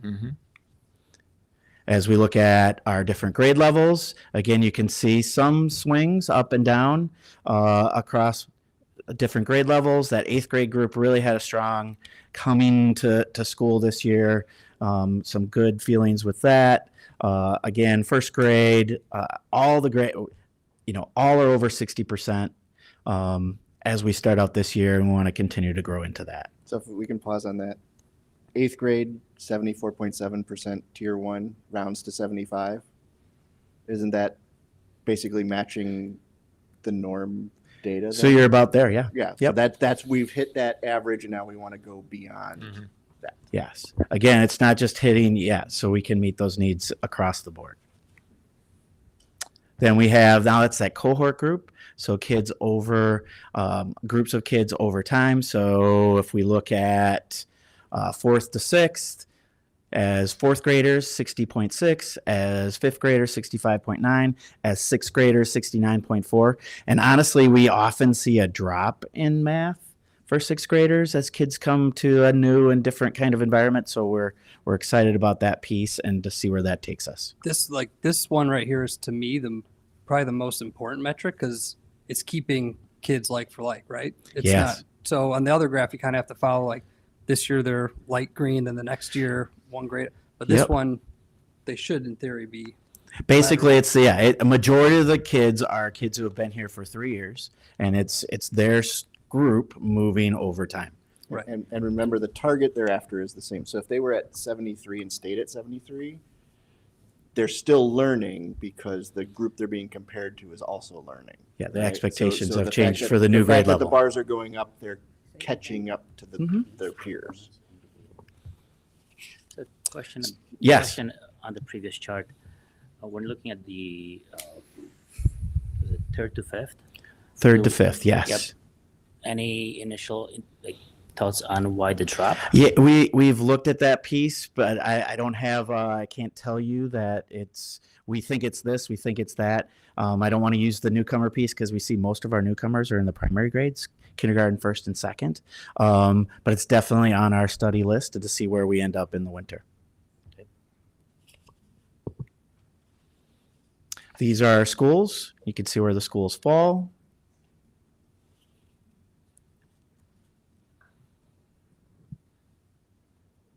Let me ask you just a general question at a very high level. Math versus reading. Students generally better at math or is it like from an educator's perspective, is it? So I will say in our district, one with math that we have research-based curriculum, we've trained into that. We're in year 3, I think is a huge part. And honestly, language, doesn't impact math as much as reading. So if I'm a second language learner, math is math. Right. If I can get to those concepts, we actually can assess kids in some, especially in Spanish as a second language, whereas reading, it's English. No matter what language I speak, I got to take the assessment and learn that in a new language. That for these types of tests, these types of results, I think that's where you start to see. So the impact. iReady reading is in English for all the Yes. kids. Same with the state test. It's completely in English. Just bonkers. I mean, I just don't get it. I mean, it's just, I know it's across the state. Sure. But I mean, if one of us went to Italy or something and now we had to take a reading test in Italian, I can read, but it's, I mean, that's kind of the comment that Lucas made earlier. It's like the kids know it. It's just kind of It can the be data, impactful. The data. Yeah, it can that sometimes definitely doesn't be reflect it. impactful, and especially on perceptions about schools or groups and things like that. But the reality, it also helps drive us towards where we throw supports and working with different schools, kids and families. Is that the test that makes my daughter cry? Hopefully it's not this test, and instead it's more of the state test. But but because it's adaptive, it's designed for you to miss half the questions, Well, and students don't like She's doing great. It's just the stress. There's one test that she was stressing so much she couldn't sleep. Yeah. So we do take this 3 times a year. Our staff do a nice job of working with kids, but they can be stressful, especially kids that want to get every question correct. I think we feel that stress, especially with state testing, because even though we try to limit that feeling, I know kids even recognize that's how our school, our group, our grade level, our district can be judged by the outside community.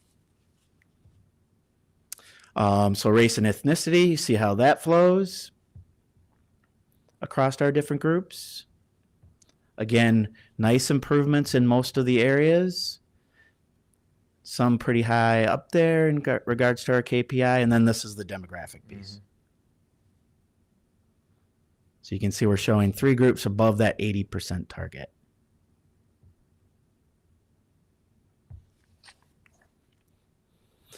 Okay, so that's the KPI where we take those results, turn it into the percentile and how kids compare across the board. Now, this is achievement. So when we look at achievement, basically, especially in the fall, kids take this assessment, and the idea is they're taking an end of the year assessment. So if you're mid or on grade level, that means you're reaching end of grade level standards at the start of the year, which is pretty great. But those percentages, as you can see, can be a little bit lower. So this is math.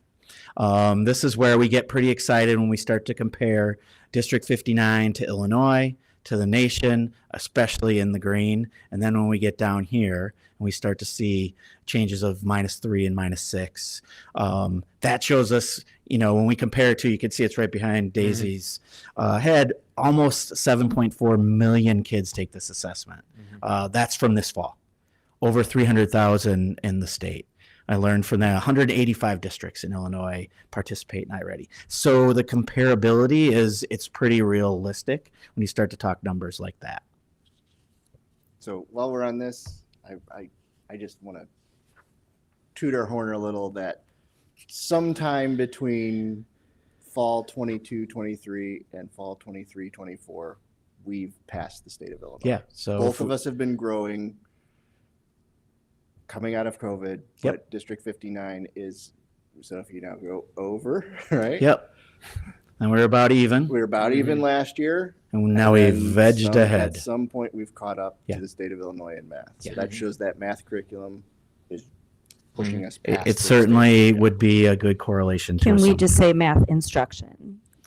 math instruction? The resource and the curriculum doesn't make a teacher. difference without the teachers making it happen with instruction. Thank you, Dr. Bresnahan. I apologize, teachers. So this piece, and this is something, again, because we work with iReady and we have access to this data, we can look at our grade levels, how they shake out, how they have been the last 3 years. You can see this is an area we're very focused on, that kind of kindergarten through second grade. Then we see some nice movement as we move through. The pink purple piece is where the nation falls in those categories. So I believe we either compare right along with it outside of kindergarten or really outpace the nation in those grade levels in many cases. So it gives us a nice indicator of, are we, even if we lose a little ground, are we on the right path? Which it definitely appears we are when we can look at that. So this is that cohort piece. Again, this is just a great looking slide as you see kids, same group of kids in kindergarten, first, second. You could see that variance there, but otherwise, for the most part, they really move up over each year to where we're having grades start out at 30%, who are proficient in end of the year grade level performance. That's last year we saw 20 to 30% growth. So it'll be nice to see where that ends up at the end of the year. Then we go to schools. Again, you can see how schools, some a little up and down, but for the most part, they ladder up quite nicely and show some nice growth. Many double digits.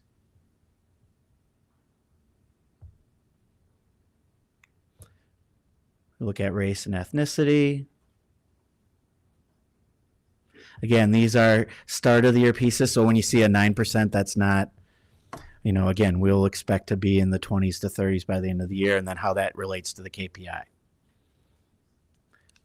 Can I ask a general question? Yes. When we start to layer in like the curriculum for science and for like social sciences and stuff, like the ones that we're going through now, will that, the science is a lot math-based, social science is a lot language-based. Do you think that will Very help? integrated, even we're already moving into that piece where you teach social studies through more of a literacy-based concept that we would expect that to have an impact, especially with research-based curriculum that is being piloted, I believe, this year. This is the demographic piece. This piece, we started sharing this last year. This is red because this is kids who are 2 and 3+ grade levels below the standard. That's that group we really need to intervene in with tier 2 and tier 3. And shows where we started the year. I'll start with Bird. What a great example. 48% 2 years ago. This year, 36%. I'll jump to Grove. 57% 2 years ago, 41% this year. So the reality of those supports, Julia Lowe, 46 to 21. You can see how the tall one is here. That's a good thing when the tall one's on the end, on the left, as it moves down. So we're getting less kids in multiple grade levels below, moving into a year below, or even on grade level. And then that can shift our supports and needs as we go through that piece. So really some great work with the strategies. Instructional strategies. And then this piece just to compare to the nation. So on the left is District 59. So in third grade, the reason it's 3rd through 8th is because you can't be more than 2 or 3 years behind in 2nd, 1st, or kindergarten. But you can see when we compare across the nation, we're actually outperforming all 6 of these grade levels. And especially that 8th grade piece is pretty encouraging. Boom, we're in the home stretch. So reading. So when we talk about reading, as I've already said, when we compare now, 2 years ago we're at 10%, now we're at 13 of kids on grade level. But how that compares to Illinois and the nation, we're a little bit behind. We're still a little bit behind. Where I like this slide right here, where we do compare pretty well to the nation with being 3 or more years below, and we reduced that from 22% 2 years ago. So again, the work that's happening is having an impact. Doesn't compare the way we do with math, but at the same time, we're feeling pretty good about this area and the work that's happening in reading. What else can we do to help teachers accelerate it? I think the big thing to accelerate it is for teachers just to have a chance to learn our new curriculum and instructional strategies and do it. I think we've learned a lot. One thing we talk about with our teachers, especially this fall, is learn it over time. It doesn't have to be. Our teachers have very high expectations for themselves, so they think I should know a brand new curriculum August 15th, 16th and be able to implement it no matter what, and really just to slow down and learn and move through that piece. I also think our work with pushing PLCs, professional learning communities, at the school level, the grade level, giving teachers a chance to learn and work together will definitely have an impact. We're fortunate we have some PLT time, so professional learning time, so we can learn into this. We have 4 institutes that the board approved, so we've learned into this. Our first institute of the year, half a day, was learning the new curriculum. Our next institute is next Monday, another at least a half day and a chance for teachers to collaborate, but it takes time to dig into that piece. And do we have any cadence on even the curriculum that's already implemented, like math, to continuously review and tweak and make it even better, like an ongoing basis? I think, well, a big piece of this data helps us do that at an organizational level of finding ways to look at that piece to see what gaps we might see or not see. I think also many of our intervention pieces that are happening with groups of kids, we start to be able to dig into what they might be missing. And so let's say it's, But that's like, this is high level. Yes. You can't see the trees for the forest. Right. Right. Then when you're going into the interventions, you would basically look at the trees that are just on the outskirts of the forest. Right? If I'm using the forest analogy. But we still have folks that are mending the whole forest, which is teachers, and they're helping us and they're helping the kids. I'm talking like getting more feedback and trying to see how we can improve just from teachers' perspective. So I think part of it is this data we see is the assessment for the district as a whole. More global. But this goes down to an individual student that teachers and their support teams can work on the needs for individual students. It does get to that level. I think ultimately we look to teachers when they're implementing teaching in the classroom, what's working and what's not working. Are these resources supporting that or not supporting that? I think we have a good system to get that feedback, whether that's through their PLCs that they're building, working with their principals. We have curriculum councils that continue to meet regularly. We have instructional coaches who are working into these pieces. So there's lots of ways for that to bubble up to help guide the process from my perspective. Yeah, and I think, and Susan could add to this, but just like with our math implementation framework, we have a full accountability and feedback system built within that for walkthrough data, teacher feedback data, parent feedback data, their professional learning communities, their professional learning time at their buildings, through their curriculum council. We have multiple layers of feedback opportunities so that we can really hear from our staff. How is this going? What needs to be tweaked? I think we've already made adjustments based on teacher feedback in terms of the implementation, which is really great. It's directly from teachers to our teaching and learning department, and then keeping that feedback loop open. I'm glad you asked that, Lucas, too. I was going to go into that just in terms of direct feedback from the teachers specifically concerning ELA, since that's what's coming in. So I'm happy to hear about curriculum councils throughout. Are those like in every building? Or are they like, where are they? Is this on? Yeah, so we have our math implementation. Math was a council, then it became a team. Now we have our literacy implementation team. So we have reps from every grade and every school, and we meet with those teams. And we have instructional coaches, administrators. So it's a pretty big team, 55 staff. And then what we do is we look at our data, and then we look at all of the data around the benchmarking data. But we also look at our walkthrough data, which are going to be beginning soon. We look at teacher survey data. We get feedback from teachers on how it's going, and we make adjustments through that committee. But it's not just the committee or the team, I should say, because when we are working informally with staff out and about in buildings, visiting, getting feedback on how it's going, we also make adjustments sooner than waiting for data points. So for example, at the beginning of this year, we got going. Teachers were getting a little overwhelmed with pacing, just like they did with math in year one. So we made some shifts sooner rather than later so that teachers could dive into the curriculum and spend a little more time. So we have an informal process, but we also have those teams that meet consistently with reps. might be an idea for us. I don't know when the appropriate time to do this would be. I was really disappointed to see that board level curriculum committee go just before we were seated, especially because we're seeing so much new curriculum and we will continue to see so much curricula over the next few years. I don't know how everyone else feels about that, but I think that might be something that we should bring back in the future. So the reason for doing that was because curriculum is a full board concern. I And agree. it should be discussed in these meetings. Right, I understand that, but I think that these meetings are already 17 hours long, and we can't possibly go into every aspect of curriculum during the full board meeting. That's true. It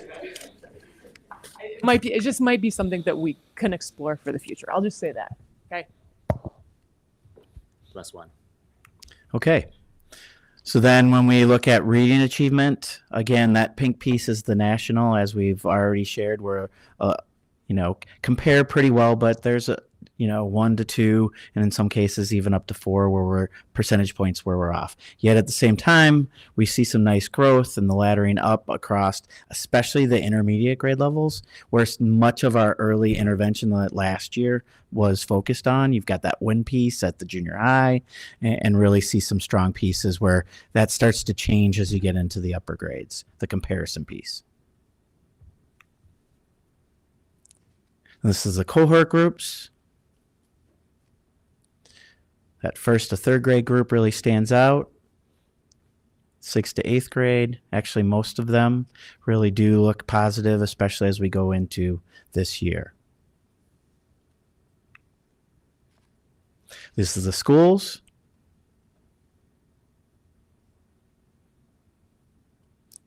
Again, some nice growth over these last few years. In most cases, again, this we do project, especially like a school like Brentwood, Forest View with a high level of newcomers. John Jay is another on the high level that, especially in reading, we believe that as part of the impacts, we'll be able to see that comparison in Friday's update. Race and ethnicity. Again, you can see the range and that gap between different groups. Our demographic groups and how they flow. Here's that same 2 and 3+ years behind and the changes there. See some nice reductions in different schools. And then finally, how that compares to the state.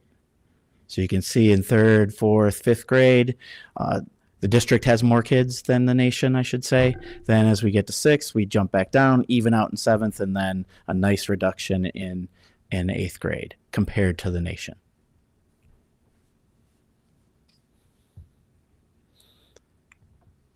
And I know that's a lot of data. There were some great questions throughout. Is there anything else we want to have questions about or want to refer or come back to or have further information on?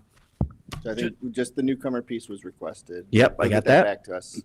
What, if you don't have this now, it's totally okay. I just thought of it. What is how much did we drop from spring to fall compared to like previous years, or was like on par with previous years? Got it.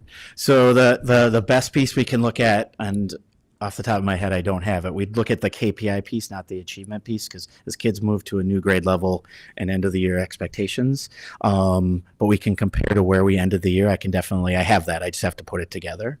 I think it's very comparable, but we'll see. Just curious because you have to make it up before you can make the Yeah. gains. Yep. Totally understand. Spring to fall. Got it. Anything else? So I just want to comment, this doesn't happen without teachers having a solid curriculum, but also teachers putting in the work to implement that curriculum, and the interventionist staff and everyone who had a part in improving the. The work gets done in the classroom. We know that. We know that leaders help that process, make that easier or support that process. We know that parents have an impact and an influence on that. And honestly, who does the work? The kids do the work. Yeah, that's what I was going to say. Parents and kids ultimately are the ones who have to put in the effort to actually get this to work. So definitely we continue to be on a good path as a system. We want to stay on that path. Thank you very much. Thank you. Thank you, Tom.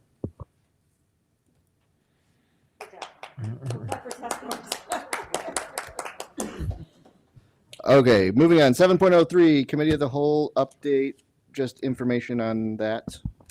Yes, so as we've been reporting, we are still actively working towards a potential solution for the overcrowding at Brentwood.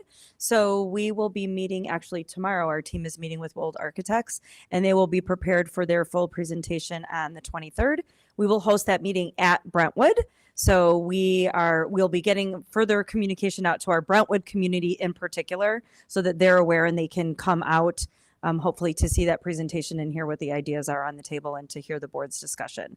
So we will be prepared for that on October 23rd at Brentwood. Thank you. And then we're going to move on to 8.0, the consent agenda. Okay, so does anyone want to make a motion? I'll make the motion. Be it resolved that on the 9th day of October 2023, the Community Consolidated School District 59 Board of Education approve the consent agenda as presented here, including 8.01, approval of minutes of prior meetings, 8.02, disbursements resolution, 8.03, acceptance of financial reports, 8.04, acceptance of recommendation, human resources report, 8.05, approval to destroy 18-month-old or older closed session recordings. Second. All right, does anyone have any discussion on these items?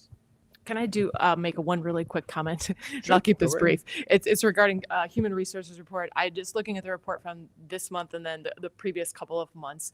I know a couple of people have floated this idea before, and I think that maybe we should talk about it and maybe an appropriate timeline for having discussion about this. But I would like to see possibly further staff surveying beyond just 5 essentials. And I know Lucas has talked about this. I think you've even brought this up before, Dr. Sager. And I just say I think it's something that is worth discussing as a board and possibly pursuing.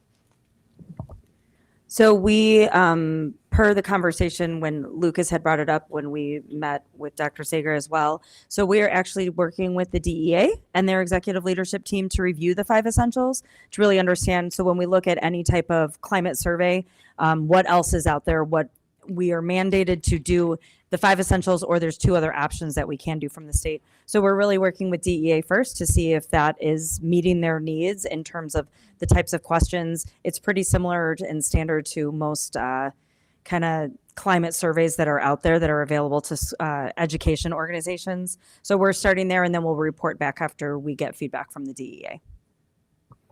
All right, we had motion and second. Can we get if there's no further discussion, can we get a roll call on the consent?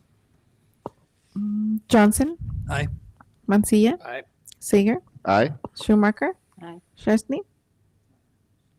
Oh, he's not here. Zach. Aye. Espino. Aye. Okay. Motion passes. Are we good? Yeah. Yeah. Okay. So moving down to the less exciting action items. These are the standard ones that sort of come around every year. So we've got 9.01, prepare the 2024-25 budget. I'll make the motion.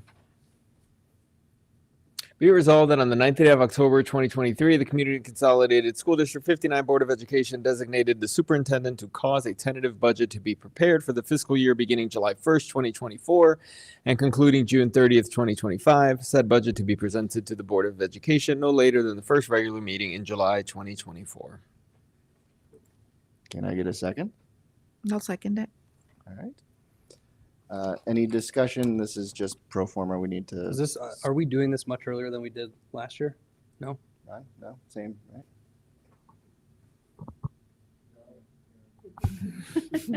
Here's the big microphone.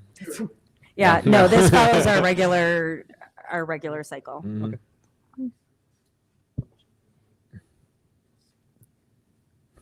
All right, let's get a vote here. Yeah, go ahead. Okay. Mancia? Aye. Sager? Aye. Schumacher? Aye. Chesney? Aye. Zach? Aye. Espino, aye. Johnson? Aye. Okay, passes.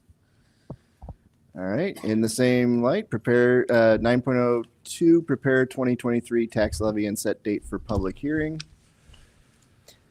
I'll make the motion. Be it resolved that on the 9th day of October 2023, the Community Consolidated School District 59 Board of Education directs the administration to prepare the 2023 levy. Be it further resolved that the Board of Education conduct a public hearing on the proposed tax levy during the November 13th, 2023 school board meeting, and notification of said hearing be circulated in an area newspaper announcing the public hearing. I'll second it. Any discussion on that? If not, let's have a roll call. Sager? Aye. Schumacher? Aye. Chesney? Aye. Zach? Aye. Espino, aye. Johnson? Aye. Mancia? Aye. And passes. All right, 9.03, approval of application of Illinois Board of Education School Maintenance Grant. Ron, can you explain that briefly? Absolutely. So every year the district applies for this maintenance grant. It's a $50,000 matching grant from the state of Illinois. It normally is used for health, life, safety pieces in any part of the district. We can always use $50,000 and it has to be approved in order for this to occur. I didn't put it in discussion at one point, but it is an action because I figured who doesn't want $50,000? So here it is. Mm-hmm.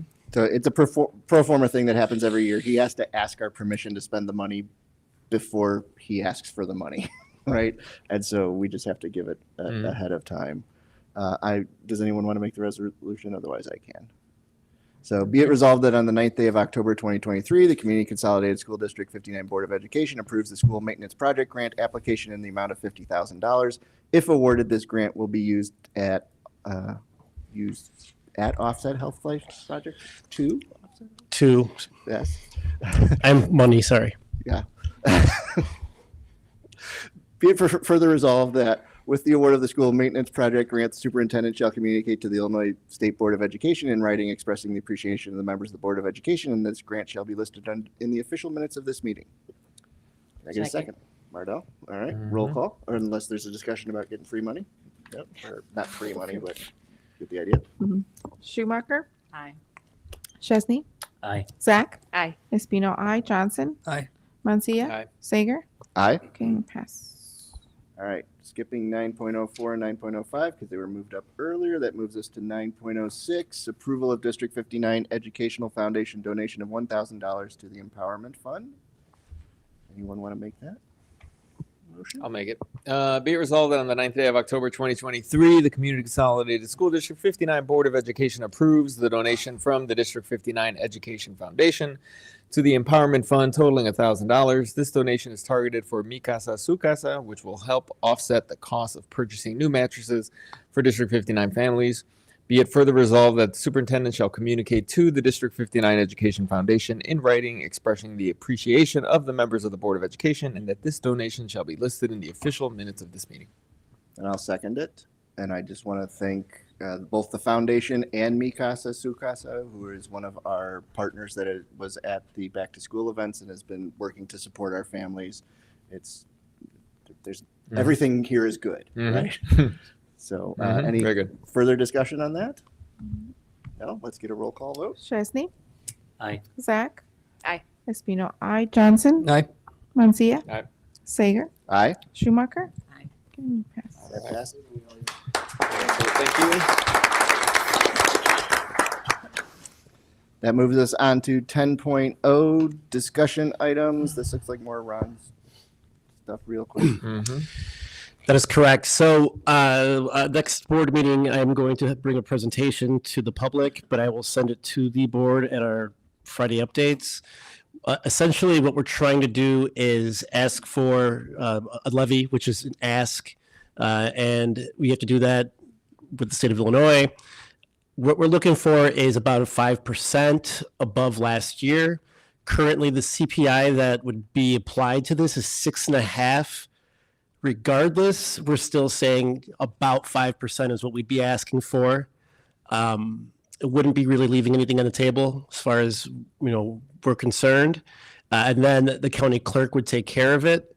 So I would like to walk it through at the next meeting. We do have the lowest tax rate in the area.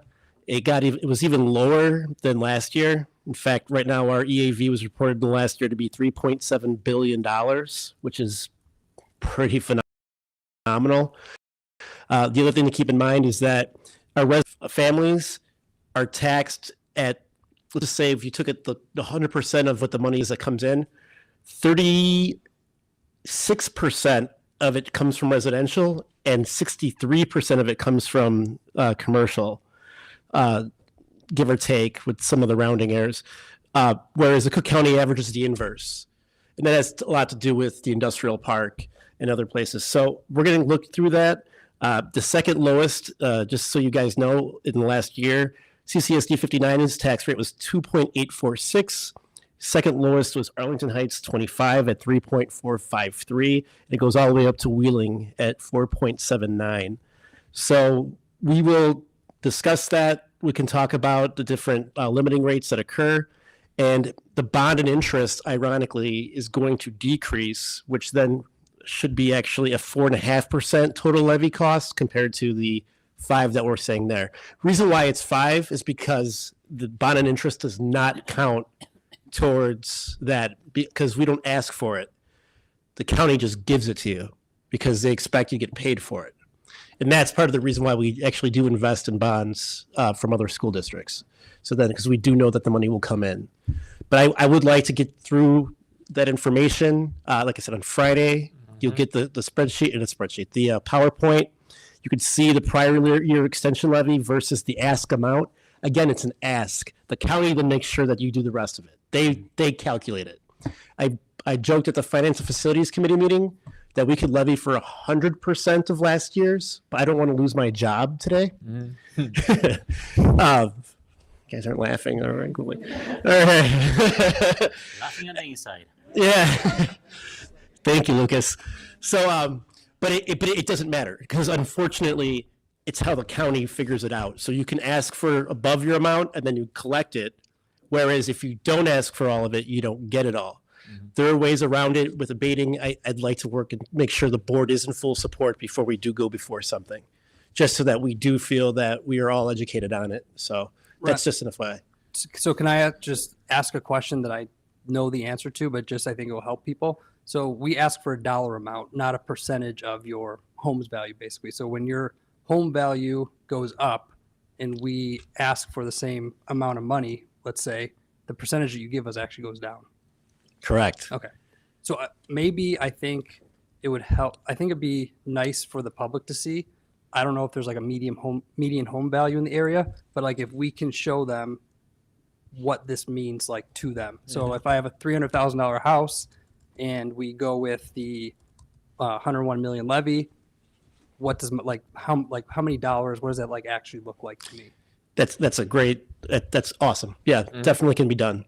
And that is one of the things that people will say, "Oh my gosh, my home value went up, so my tax rate went down." So you're going to be paying the same regardless. It is a big pot. One thing to keep in mind, and I know I mentioned this in the Friday update a couple of weeks ago, Alexian Brothers is asking to be tax exempt because of the religious nonprofit.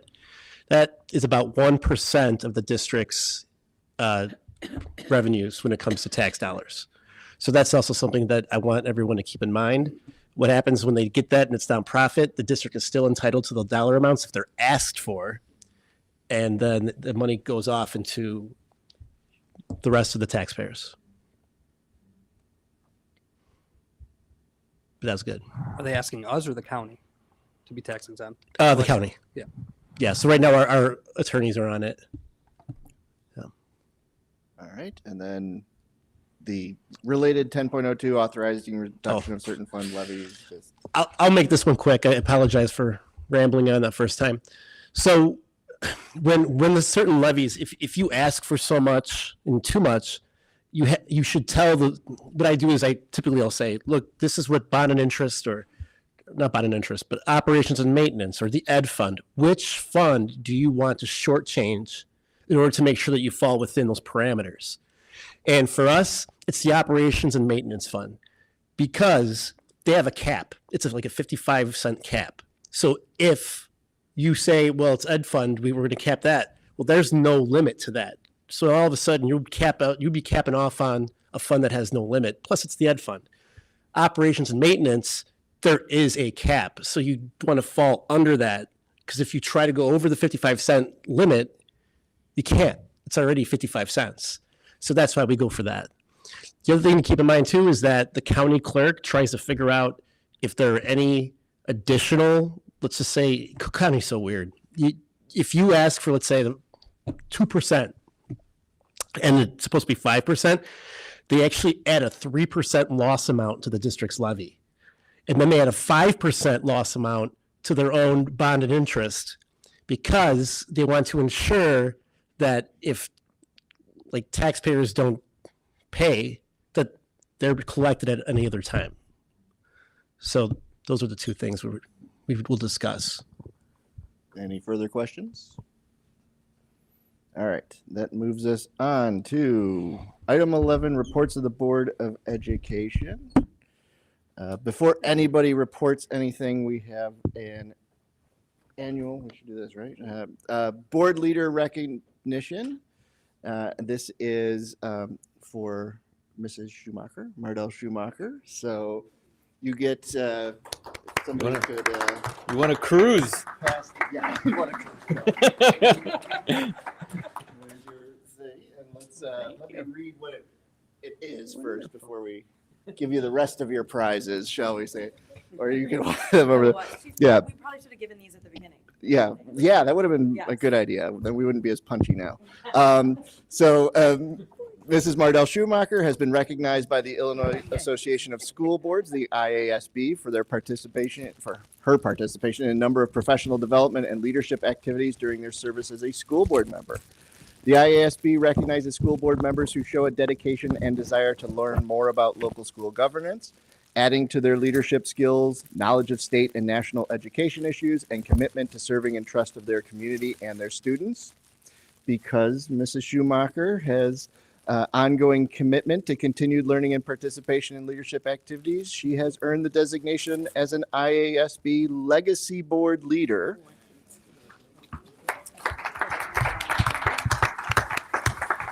Professional development opportunities leading to this award include the following activities, and then there's a big list of things that Mardell goes to and does outside of board meetings.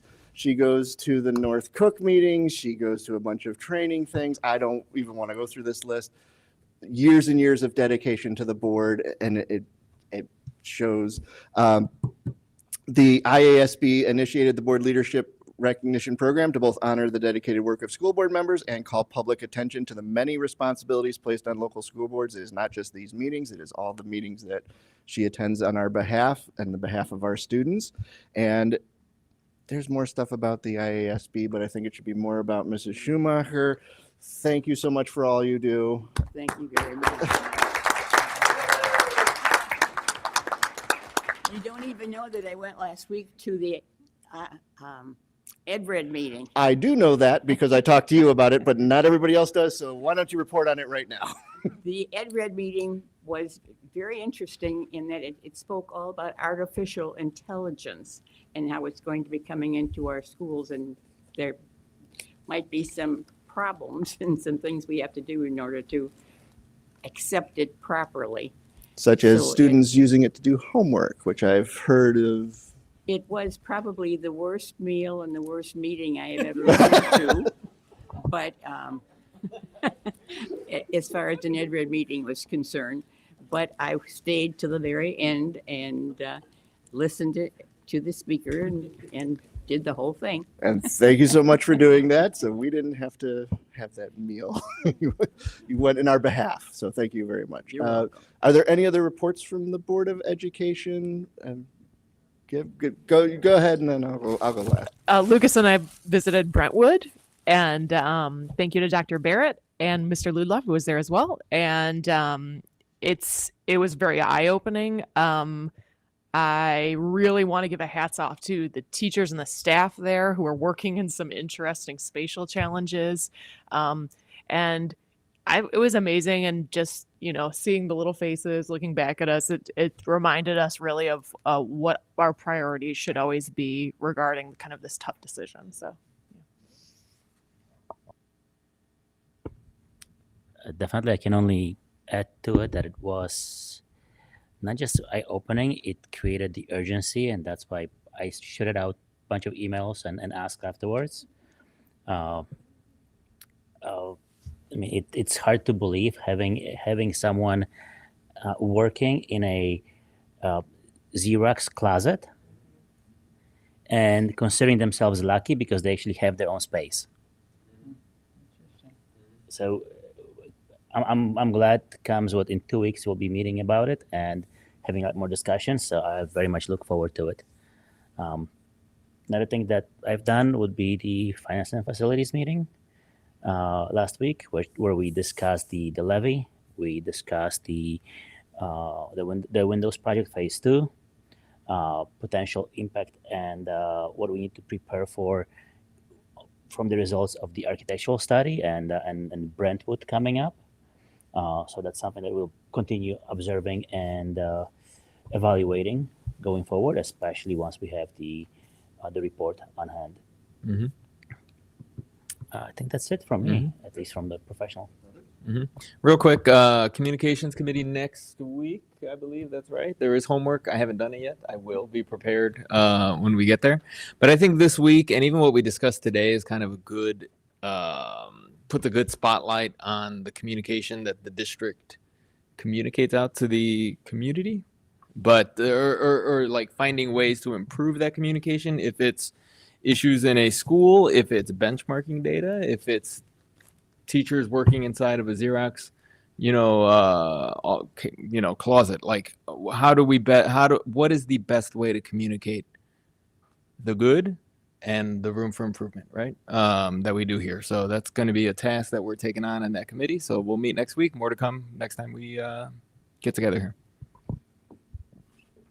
Okay, and then very briefly, I attended the most recent NSSEO meeting. Things seem to be going pretty well there with Dr. Schnorr in charge now. I also had a chance to meet with her one-on-one and discuss some of the things that I have observed in the couple of years that I've been on that governing board, and how NSSEO supports our students in our district. I also got a chance to attend the Mount Prospect Fall Fest as part of that, where in the hour before the Fall Fest began on a Saturday, they had special needs students could come in with their families, having signed up ahead of time, and spend an hour in a quieter, do the hay rides, paint the pumpkins, that sort of thing in a quieter situation. And it was really nice. Yeah, it's one of the great things that you get to do, right? I also attended the sort of local board presidents meeting. We're trying to get all the board presidents to meet regularly. They will be doing a presentation at the III conference in November about how they started and how that's going. And we also talked about how do we get the district more involved in the community. So can we join into some of the parades? Can we have booths at the Fall Fest? That sort of thing. Reach out to the community through those pathways as well. And I got some tips from them on how they handle that, especially because we're divided across several communities, and it makes sense for us to kind of join in with those. And that's all. I just wanted to share that we had, and it's been a while since our last meeting, but we had the District 59 Fall Fest back on September 23rd, and it was an excellent time. I know, Joe, you were there right at the start. We debuted our brand new tents for each of our schools and for the district. That looks really nice. I think it has been I think this past year was one of the best attended fall fest that we have had in a while. So it was great to see so many community members come out, so many community services, raffles, prizes, food, games, bouncy house, staff, PTOs, principals, assistant principals out there really doing great work. Our community outreach specialists, I just always have to give them a big shout out. They do an amazing job. And first line of communication, I think they have a lot of assets. They are also on our communications committee, a couple of them. So really just appreciate all the hard work that went into that, and being out there on a Saturday. It was a great day. In closing, I'd just like to thank you all again. This is lovely, very good surprise. And District 59, thank you. When you're all 40 years into the district, like I am, this is what you can expect. Yeah. Some cookies. Okay. 40 years it took me to get there. Okay. Do we have any further informational items? And we have one no small need- one. You do? Go ahead. Yes, one small one. I almost forgot. On October 19th, there is a dual language program at Claremont. Is organizing the dual language day. It's starting at 5. It's between 5 and 6:30 p.m. We are all invited. And Yes. and I forgot the NSSEO Sunrise Lake Outdoor Educational Center has their Fall Fest. I think I sent everybody the email on the 28th. It is a lot of fun. They have, it's not a trebuchet, I forget what it's called, but they fling pumpkins out into the lake, and then they have corn to eat, and there's a walking path you can go on. And Sunrise Lake is one of those things that, being part of the NSSEO co-op, our district kind of gets to use as a perk of being one of the members. So all of our families are invited. You don't have to be part of NSSEO. You're part of District 59. It's free for you to go and check out. All right, we don't have any need for this closed session, so I'm going to skip over item 13, 14, and we're going to go right to adjournment, 15. The time is 9:10 p.m. I'm going to make a motion to be it resolved on the 9th day of October 2023, the Community Consolidated School District 59 Board of Education meeting is adjourned. Can I get a second? Second. Can I get a roll call? Zach? Aye. Espino, aye. Johnson? Aye. Mancia? Sager? Aye. Schumacher? Schumacher? And Chesney? Aye. Okay. Thank you, everybody who stayed this late.